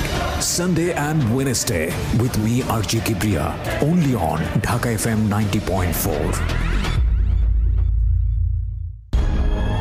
জীবন গল্প। জীবন নাটকের চেয়েও নাটকীয়। জীবন গল্প। স্বাগত আরও একবার, শুনছেন জীবন গল্প ঢাকা এফএম 90.4-এ। আমি আরজি কিবরিয়া রয়েছে আপনার সঙ্গে, এবং আজকে আমার সঙ্গে জীবন গল্প বলার জন্য রয়েছে মুসলিমা। তিনি একজন সরকারি চাকুরিজীবী এবং তিনি ইডেন থেকে মাস্টার্স পাশ করা। ওকে মুসলিমা, আপনার কাছে আবারও ফিরছি। দেখার এবার বলে আমার বাবা কাজীকে ডাক দিল, তখন বিয়ের প্রায় 8 দিন। তখন আমার বাবা কাজীকে ডেকে বলছে যে পাত্রপক্ষ তো এই বললো, তা আমার ভাইয়ার এগোনোর ইচ্ছা নেই, যা হবার হয়েছে। তখন আমার কাজী আঙ্কেল খুব ধমক দিল আব্বাকে, বলছে আমি তো নিষেধই করছিলাম আপনারা এইগুলো করবেন না, শুধু শুধু এভাবে পাড়ার প্রতিবেশী সবাই জেনে গেল মেয়ের বিয়ে হয়েছে, এ কী করলেন আপনারা, পুতুল খেলার মতো। তখন আব্বা বলছে যাই হোক বাদ দেন, এখন কিভাবে পরিত্রাণ পাওয়া যায় সেটা বলেন। বলছে যে এই বিয়েটা রেজিস্ট্রি হয়নি, পাত্রের সই নেই, সুতরাং পাত্রের সইয়ের ব্যবস্থা করতে হবে, করার পরে বিয়ে রেজিস্ট্রি করতে হবে, সেই রেজিস্ট্রি করার পরে যখন আপনারা ডিভোর্সের আয়োজন করবেন সেই সময় আপনারা দেনমোহর যে 1 লাখ টাকা করা আছে ওই টাকাটা আপনারা দাবি করতে পারবেন। তখন আব্বা বলছে আমি এত দূর এগোতে চাই না, আমি এখনই সমাধান চাই। কি আছে বলেন? বলছে যে তখন কাজী বলছে যে এখন সমাধান একটাই, সেটা হচ্ছে 2 পক্ষ আপনারা এক জায়গায় হাজির হবেন এবং আপনারা সাক্ষী রাখবেন যে আপনারা পরবর্তীতে কেউ কাউকে ডিস্টার্ব করবেন না, যার যা লাইফ সেটেল, তো আপনি কখনো ডিস্টার্ব করবেন না, এবং হচ্ছে কোনো দাবি দেওয়া নেই, কিছু নেই, সব বাদ। এই বলে ওই কাবিনের কাগজটা যে রেজিস্টারে আমার আছে ওই কাগজটা আমি ছিঁড়ার পরে আপনারা ওই 2 জনের সাক্ষী রেখে ওই কাগজটা ছিঁড়ে ড্রেনে ফেলে দেবেন। তো এটাই করলো। হ্যাঁ, এইভাবেই মানে ড্রেনে ফেলে দিল 2 পক্ষের সাক্ষী রেখে, ওই বিয়ে ওখানেই শেষ হয়ে গেল। বাস এই কয়দিনের মাথায় শেষ বিয়ে? হ্যাঁ, এই কয়েকদিনের মাথায় খরচ পাঠাবে না, এই কারণে বিয়ে শেষ হয়ে গেল। হ্যাঁ হ্যাঁ হ্যাঁ, মানে ওরা আসলে আমার বাবা মা ওরা মনে করছিল আমার বাবা মা হয়তো খুব লোভী, 2-4 দিন বিয়ে হতে না হতে এইভাবে চাকরি খরচ দাও, বিয়ের খরচ মানে বিএসসি পড়াও, ওরা মনে করছিল এরা তো আমাদের উপর অনেক প্রেশার ক্রিয়েট করছে, এই কারণে ওরা সরে গেল। আর ওদের মনের কথা তো ওরা বলেছিলই যে পড়াবে না, বিয়ের পরে ওদের মনের কথা ওরা বলেছে। বিয়ের আগে বলছিল যে আমি তো থাইল্যান্ডে নিয়ে এসেও মেয়েকে পড়াতে পারি, এরকম বলছিল। বিয়ের পরে আসল কথা যখন মুখোশ ওদের খুলে গেল, তখন আমার বাবা এইভাবে বিয়েটা আসলে বাদ হয়ে গেল। হওয়ার পরে আমি মানে তখন আমার বয়ফ্রেন্ড এটা বলল, আমার বিয়ে বাদ হয়ে গেল, সব মিলায় মানে আমার মানে আমি যে কোন জগতে হারিয়ে গেছি মানে আমি বুঝাতে পারবো না, মানে এটা সহ্য করার মতো না। তারপরে আমি ভাবছিলাম যে আমি আসলে সুইসাইড করবো, এরকম মানে বোকার মতো একা একা রাস্তায় হাঁটতাম, খুব খারাপ লাগতো, মনে হতো আমি সুইসাইড করি। মানে আমার তো কোনো দিক থেকে কোনো দোষ নেই, তারপরেও আমাকে এরকম একটা ইয়ে করলো সবাই মিলে, আমার আসলে এই জীবনে কোনো মূল্য নেই এরকম ভাবতাম। তারপরে মনে হতো না, এটা আসলে আল্লাহর বিচার হতেই পারে না, যেভাবে আমাকে মেরে ধরে রাজি করাইছে, পাত্র দেখতে দেয়নি, আমাকে উপহাস করেছে, মানে আল্লাহ বোধহয় অসন্তুষ্ট হয়ে বিয়েটা ভেঙে গেছে, ভালোই হয়েছে, মানে আমি তো আসলে এটা চাইনি হোক, তো বিয়ে ভেঙে গেছে ভালোই হয়েছে এরকম ভাবতাম। কিন্তু গায়ে তো কালি লেগে গেল, আরও 10 জন তো জানলো, এই হতাশা নিয়ে আসলে খুব কষ্ট লাগতো ওই সময়। পরে আমার বাবা বলতো যে মা মনোযোগ দিয়ে পড়াশোনা করো, চাকরি বাকরির জন্য চেষ্টা করো, যা হবার হয়েছে ভুলে যাও, মানে তাদের কথা হচ্ছে ওসব কোনো ব্যাপার না, ভুলে যাও, খুব সহজেই বলতো আর কি। তো আমি তখন খুব রাগ হতাম যে হ্যাঁ তোমরা তো সবাই মিলে মেরে ধরে এরকম করলে, তাহলে এখন অমনি বলছো ভুলে যাওয়া এত সহজ নাকি সব কিছু? আমার মনের উপর কতটা প্রেশার এসছে, আমি কত কষ্ট পেয়েছি, এগুলো তো তোমরা জানতে চাও না। তখন আমার মা আর আমার বোন বললো এগুলো তো এসব তোর কপালে ছিল, কপাল মানিস না কিসের জন্য, এগুলো সব তো তোর কপালে ছিল, এভাবে বলতে লাগলো। কপাল। তো আমি আসলে এইসব কথাগুলোর কোনো মানে আমি দিক বিদিক শূন্য হয়ে যেতাম, এরকম এক একটা মানে আশ্চর্য করা অন্যায় কথা শুনে আমার কাছে খুব খারাপ লাগতো, কিন্তু আমি আসলে প্রতিবাদ করতাম না। মানে আমি জানি যে সবাই আমার সাথে এরকমই দুর্ব্যবহার করে, যার কারণে আমি সবসময় চুপচাপ থাকতাম, কোনো প্রতিবাদ করতাম না। তো অনেক কষ্ট লাগতো। আমি মানে যখন আমার খুব খারাপ লাগতো আমি তাহাজ্জুদের নামাজ পড়তাম, মানে কান্নাকাটি করতাম। আমার ওই সময় মানে এত বেশি খারাপ লাগতো, আমি কোরআন শরীফ মানে এইভাবে আমি নিজের কষ্টগুলোকে মানে কম করার চেষ্টা করতাম। তো আমার মানে খুব প্রত্যেক বছর আমি চাকরি পরীক্ষায় টিকার পরে আমার খুব কষ্ট করে মানে আমার এই 16 সালে চাকরি হয় আর কি। আমি প্রতি বছর চাকরি পরীক্ষায় টিকি, যখনই আমার চাকরি হয় না তখনই আমার সরকারি চাকরি, হ্যাঁ সরকারি চাকরি, আমার মা আমাকে বলে যে তোরে আল্লাহ ঘৃণা করে, এই জন্য তো চাকরি হয় না, তোর মনে করো দূরভিসন দিছিল এই জন্য তো চাকরি হয় না। এরকম এক এক সময় যখনই দেখা যায় যে ভাইবার রেজাল্টে আমার রোল নাম্বার আসেনি, তখনই আমার মা এক একটা উদ্ভট কথা বলতো, এরকম করে মানে আমাকেই সবসময় দোষারোপ। তো আমার খুব কষ্ট লাগতো। তো অবশেষে অনেক চেষ্টা করতে করতে আমার 2016 সালে চাকরি হয়েছে আর কি। মানে ওই সময় আমার বাবা আবার অ্যাক্সিডেন্ট করে পা ভেঙে যায়। তো আমার চাকরি হওয়া দেখে আর আমার বাবা অসুস্থ, ওই অবস্থা দেখে আমার সংসারের সমস্ত দায়িত্ব আমার ঘাড়ের উপর এসে পড়লো। ইভেন আমার বাবা বলতে লাগলো যে হ্যাঁ আমি অসুস্থ, তা আমার ট্রিটমেন্টের জন্য তুমি লোন নাও। তো এই অবস্থায় আমি সংসার ঠেলছি, লোন আছে, সে লোনের কিস্তি দিচ্ছি, এরকম করেই মানে আমার বর্তমান লাইফ চলছে। তো এখনও বিয়ের প্রস্তাব আসলে আমার মায়ের পাড়া প্রতিবেশীরা বলে দেয় যে ওই মেয়েটা একবার বিয়ে হয়েছিল, মানে ভাঙার চেষ্টা করে এক কথা। এখন আমার একটা সরকারি চাকরি হয়েছে, এখন তো আমার একটু ডিমান্ড হয়েছে এই। তো সেই হিসেবে যখন আসে পাড়া প্রতিবেশীরা শত্রুতা করে ওই বিয়েটার কথা বলে ভেঙে দেয়। হ্যাঁ ওই মোবাইলে বিয়েটার কথা বলে ভেঙে দেয়। তো কিন্তু পাড়া প্রতিবেশীরা সবাই জানে যে আমি আমার হাজবেন্ডকে দেখিইনি চোখে, এইটা কিন্তু বলে না। পরে তো পাত্রপক্ষ যখন বেশি আগ্রহ নিয়ে আমার মায়ের কাছে জিজ্ঞেস করে যে ঘটনাটা কি, কারণ অনেক ম্যারিড মেয়েদেরও তো বিয়ে হয় তাই না। তো আমার মায়ের কাছে যখন যায় তখন আমার মা বলে যে না, পাড়া প্রতিবেশীরা যা বলছে সব মিথ্যা কথা, এরকম কিছুই হয়নি। তখন তো বিষয়টা আরো জটিল হয়ে যায়। এবং সবাই মনে করে যে না, বাবা মা তো সন্তানের দোষ ত্রুটি ঢেকে, তাহলে পাড়া প্রতিবেশীরাই ঠিক বলছে, নিশ্চয়ই মেয়ে কোনো কেলেঙ্কারি করছিল আর ওর বাবা মা গোপন করছে। তার মানে সবাই ভাবে যে ওই বিয়েটা আসলে আমি খারাপ, আমি পালিয়ে গিয়ে বিয়ে করছিলাম, কোনো একটা অ্যাক্সিডেন্ট, আমারই দোষ, এটাই পাত্রপক্ষ ভাবে আর মানে বিয়ে ভেঙে যায়। তার মানে চিন্তা করে দেখুন যে ও কিন্তু এখন ইডেনে পড়াশোনা করছে, ও কোনো পরিচয় এখানে গোপন করেনি এবং খুব সাহসীভাবে নিজের ভূমিকা এখানে এসে তুলে ধরেছে যে ইডেনে পড়াশোনা করছে। আপনি মাস্টার্সে পড়ছেন না? জি জি। কোন সাবজেক্টে পড়ছেন? পলিটিক্যাল সায়েন্সে মাস্টার্সে পড়ছে, ডিপ্লোমা করাও এবং একটা সরকারি চাকরি করে। আমি গ্রাজুয়েশন এখান থেকেই করছি, ইডেন থেকে গ্রাজুয়েশন করে, ইডেন থেকেই গ্রাজুয়েশন করা, ইডেনে মাস্টার্স করছে এবং একটা সরকারি চাকরি করছে একটা মেয়ে, এবং দেখতে শুনতেও যথেষ্ট সুন্দর মাশাআল্লাহ। আমি ছবি দিয়ে দিয়েছি, আমার ফেসবুক পেজে আছে এবং ইউটিউবে আপনারা আসলে দেখতে পাবেন। এই মেয়েটার শুধুমাত্র পারিবারিক অবহেলা এবং ভুল সিদ্ধান্তের কারণে সামাজিকভাবে সে কতটা বাধাগ্রস্ত হয়ে একটা অনিশ্চিত ভবিষ্যতের দিকে চলে যাচ্ছে। তো আপনি আজকে কেন আসলেন জীবন গল্পে এই গল্পটা বলার জন্য, এবং এত নিজেকে একেবারে প্রকাশ করে কোনো পরিচয় গোপন করেননি, ছবি দিয়ে কেন আপনি সাহসী ভূমিকা নিতে গেলেন? আমি আসলে সাহসী ভূমিকা নিয়েছি কারণ আমি আমার দিক থেকে অলওয়েজ রিয়েল। ওকে, আমি কখনো মানে ঢাক গুড় এই ধরনের মানে আমার মা যেভাবে ঢেকছে দোষগুলো, আমি এগুলো পছন্দ করি না। আর কথা হচ্ছে আমি কখনো মানে কোনো কিছু জটিল বা রহস্য রেখে, কোনো কিছু গোপন রেখে, ভুল ত্রুটি গোপন রেখে আমার কোনো স্বার্থ উদ্ধার হোক, এটা আমি কখনো চাই না, আমি পছন্দ করি না এগুলো। তো আমার মা যেভাবে গোপন করছে এটা আসলে তারই দোষ, মানে এগুলো তো তারাই দিয়েছে, দোষ তো তাদের। এখন তারা এগুলো মানে স্বীকার করছে না, স্বীকার করলে দেখা যাচ্ছে হয়তো পাত্রপক্ষ তাদের সাথে বার্গেনিং করবে যে কেন এভাবে বিয়ে দিলেন। আচ্ছা আচ্ছা। আমার মা তো নিজেদের দোষ মোটেই ধরতে চায় না। আর কথা হলো যে কপালে ছিল, এই হলো বলতো সব সময়। তো যাই হোক, এখন এইভাবেই বাধাগ্রস্ত অবস্থায় আছে। তো আমার মা আপাতত একটা ঘটক ধরেছে, সেটা তারই একটা দুলাভাই। হ্যাঁ, তাকে বলেছে যে আমাদের এলাকায় অনেক শত্রুর মধ্যে আমি বসবাস করি, আমার মেয়ের বিয়ে বারবার এভাবে ভেঙে যাচ্ছে, তো আমি চাই যে মেয়েকে অন্য জায়গায় এনে বিয়ে দিতে। এটা আমার মা আপাতত মানে এটা আমার ইনস্ট্যান্ট এই ধরনের আচরণ আমি পাচ্ছি আর কি, যেটা আপনার জন্য ভবিষ্যতে ভালো হবে না। ভালো হবে না, কারণ তারা কোনোভাবে আমার বিয়েটা স্বীকার করছে না।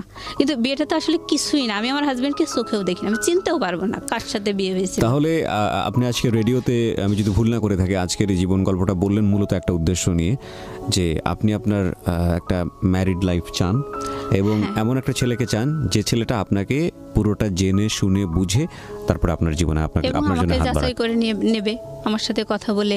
ইভেন আমার যে আপনি কি ধরনের ছেলে চান?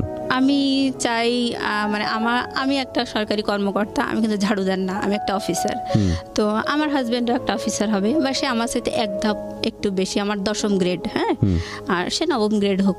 আচ্ছা, যদি এরকম না হয় বা এরকম পেলেন কিন্তু মানুষ ভালো না, ওইটা তো আমি সবসময় এখন মনে প্রাণে চাই যে হাজব্যান্ড যেহেতু একটা আপন জিনিস, তো ওই মানুষটার কাছে আমার জন্য কি আছে ওই মানুষটা আমি পেতে চাই, সে ভালো হোক বা খারাপ হোক। তখন ওই লাইফটাই গেলে দেখা যাবে আমার লাইফটা কমপ্লিট হয়ে যাবে, জন্ম বিয়ে সব মিলায় কমপ্লিট। যে আমি শুধু দেখতে আগ্রহী যে আমার সত্যিই কপালে এত কিছু পরেও আমার ভাগ্যে আসলে ভালো কিছু আছে কিনা। আমরা দোয়া করি আপনার জন্য, এবং এই অনুষ্ঠানটি শোনার পরে যদি আপনারা কেউ ওনার ব্যাপারে আগ্রহী হন, অবশ্যই আমাদের সঙ্গে যোগাযোগ করবেন। আমি বারবারই আপনাদেরকে রিকোয়েস্ট করেছি আজকের এই অনুষ্ঠানের শুরুতে এবং শেষে যতবার আমি বিরতি নিয়েছি, যে আমার পেজটিতে চলে আসবার জন্য। ওখানে আমি আমার ব্যক্তিগত আইডি শেয়ার করেছি, ওখানে ইনবক্সে গিয়ে আপনারা আমাদেরকে টেক্সট করতে পারেন, আমাকে টেক্সট করবেন যে ওর ব্যাপারে আপনারা ইন্টারেস্টেড কিনা। তাহলে যদি এরকম কেউ থাকেন যে আসলে ওকে জেনে শুনে, and she is really good one, graduated, plus আপনার হচ্ছে একটা গভর্নমেন্ট অফিসার, সুতরাং it's not a matter of joke, এবং সে দেখতে শুনতে যথেষ্ট সুন্দরী, তার ছবিও দেওয়া আছে, তো পরহেজগার, নামাজও পড়ে, তো সব কিছু মিলিয়ে আমি তো আপনার ঘটকালি করে দিচ্ছি। না, যদি ভালো কিছু হয় তো সেটা সওয়াবের ভাগিদার তো আমিও। তো সেই জায়গাটা থেকে যদি কেউ ইন্টারেস্টেড হন আপনারা আসতে পারেন আমাদের পেজটিতে, এবং নিঃসন্দেহে ও যে কথাগুলো বলেছে এখানে সেই জায়গাটি থেকে যদি নিজেকে যোগ্য মনে করেন, বিশেষ করে ছেলেদেরকে আমি বলবো, বা কেউ যদি ঘটকালিও করতে চান, ইউ আর মোস্ট ওয়েলকাম। এবং আসলে আমার পেজে আপনারা ঢুকবেন, আমার পেজটি হচ্ছে www.facebook.com/kibria.rj। আমি আবারও বলছি www.facebook.com/kebria.rj, পেজটি আছে RJ কিবরিয়া নামে। ওখানে গেলে আমি আমার ব্যক্তিগত আইডি সেটা শেয়ার দিয়েছি, ওই ব্যক্তিগত আইডিতে আপনি আমাকে ইনবক্স করবেন, ফলো করতে পারেন, ফ্রেন্ড রিকোয়েস্ট যাবে না কারণ ওভারলোডেড, ফলো করে আপনি আমাকে চাইলে ওখানে ইনবক্স করতে পারেন। আমি যদি অ্যাপ্রোপ্রিয়েট মনে করি যে আপনার সঙ্গে যোগাযোগ করলে এই ভদ্রমহিলার উপকার হবে, তাহলে অবশ্যই আপনার সঙ্গে আমি যোগাযোগ করব। So thank you very much, wish you best of luck. আপনি এখানে আসছেন সেই জন্য। আমি একটা মিনিট কথা বলতে চাই, সেটা হচ্ছে যে আমি যে সবসময় একটা সরকারি অফিসারই চাই তা না, সে একটা বিজনেসম্যান হতে পারে। আমি এক কথায় আমার নিজের ভিতরে আমি নিজেকে আজকে তুলে ধরেছি যে আমি কি আর আমি কেমন মনের মেয়ে, সুতরাং আমি একটা ভালো মনের মানুষ চাই, তাকে যে বিরাট একটা অফিসার হতে হবে সেটা না। ফাইন, আমরা এক্সপেক্ট করি আমাকে ভালোবাসবে, আমার আপন হবে, এরকম এরকম একটা সৃষ্টিকর্তা আপনার জন্য ভালো কিছু রেখেছেন, এটা আমরা প্রত্যাশা করি, কারণ সে কখনো কারো অমঙ্গল করেন না। প্রিয় শ্রোতা, শেষ হচ্ছে আজকের এই জীবন গল্প। সবসময় যে কথাটি বলতে চাই, প্রতিটি মানুষ তার নিজ নিজ জায়গাতে অনেক বেশি সীমাবদ্ধতা নিয়ে সামনের দিকে এগোয়। বিভিন্ন রকমের সমস্যা বিভিন্ন রকমের মানুষের। আমাদের জায়গাটা থেকে যদি আমরা পুরো দুনিয়াটাকে জাজ করি তাহলে সেটা ভুল হবে। যদি আপনি মনে করেন যে আপনার সমস্যাটা সেটাই সবচেয়ে বড় সমস্যা, সেটা যেমন ঠিক, প্রত্যেকেই তার নিজ নিজ সমস্যাকে অনেক বড় সমস্যা মনে করছে।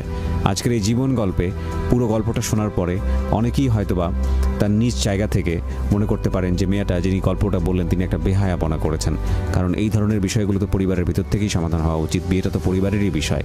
আমি শুধু তাদেরকে একটা কথাই বলতে চাই, কথাটা আপনি ঠিকই বলেছেন, কিন্তু জীবন গল্পও এটা এমন একটা প্ল্যাটফর্ম, এটাও প্রতিটি মানুষেরই একটা পরিবারের অংশ হয়ে গেছে, হতে পেরেছে। আমি বলবো এটা আমাদের অনেক বড় একটা পাওয়া, কারণ এখানে এসে যে সফলতার মুখ আমরা দেখেছি গত 7 থেকে 8 বছরের এন্টায়ার মাই ক্যারিয়ার, আমি কখনোই আমার রেডিওতে এই জিনিসটা হলফ করে প্রচার করিনি যে এই অনুষ্ঠানে আসার পরে ক্যান্সারের রোগী সে কী পরিমাণ অর্থ সাহায্য পেয়েছে, এই অনুষ্ঠানে আসার পরে একজন দুস্থ পড়াশোনা করতে পারছে না, সে সাহায্য পেয়ে আজকে সে কোথায় পড়াশোনা করছে, এই অনুষ্ঠানে আসার পরে একজন মেয়েকে বিয়ে দিতে পারছে না, মানুষ তাকে সাহায্য করে সে তার মেয়ে কোথায় আছে, এখন কীভাবে সংসার হচ্ছে, এগুলো আমি কখনো প্রচার করিনি। কেন করিনি জানেন? কারণ এটা নিজের ঢোল পেটানো হয়, সাফল্যের কথা বলা হয়, এবং এটা ভালো লাগে না করতে, কারণ এটা তো আসলে আপনাদেরই কন্ট্রিবিউশন, এখানে আমার কিছুই করার নেই। আমি শুধু একজন উপস্থাপক মাত্র, আমি শুধু এখানে আপনাকে উপস্থাপন করি মাত্র, সেই কাজটি আমি মনোযোগ দিয়ে করার চেষ্টা করি। সুতরাং ক্রেডিট আসলে সব কিছুই আপনাদের। আর আজকে আমাদের এই যিনি গেস্ট, তিনি যেই সমস্যাটি নিয়ে এসছেন সেটা তার আজীবনের অনেক বড় একটা সমস্যা। তিনি তার পরিবারের উপর আস্থা রাখতে পারছেন না বলেই তিনি এখানে এসছেন, এবং তিনি আমাদের এই রেডিও অনুষ্ঠানটিকে সবচাইতে গ্রহণযোগ্য মনে করেছেন সেই জায়গাটি থেকে। এটা যে আমাদের জন্য কত বড় পাওয়া, দ্যাট ইজ বিয়ন্ড ইমাজিনেশন। অনেক বেশি ভালো থাকুন। আজকের মতো শুভরাত্রি।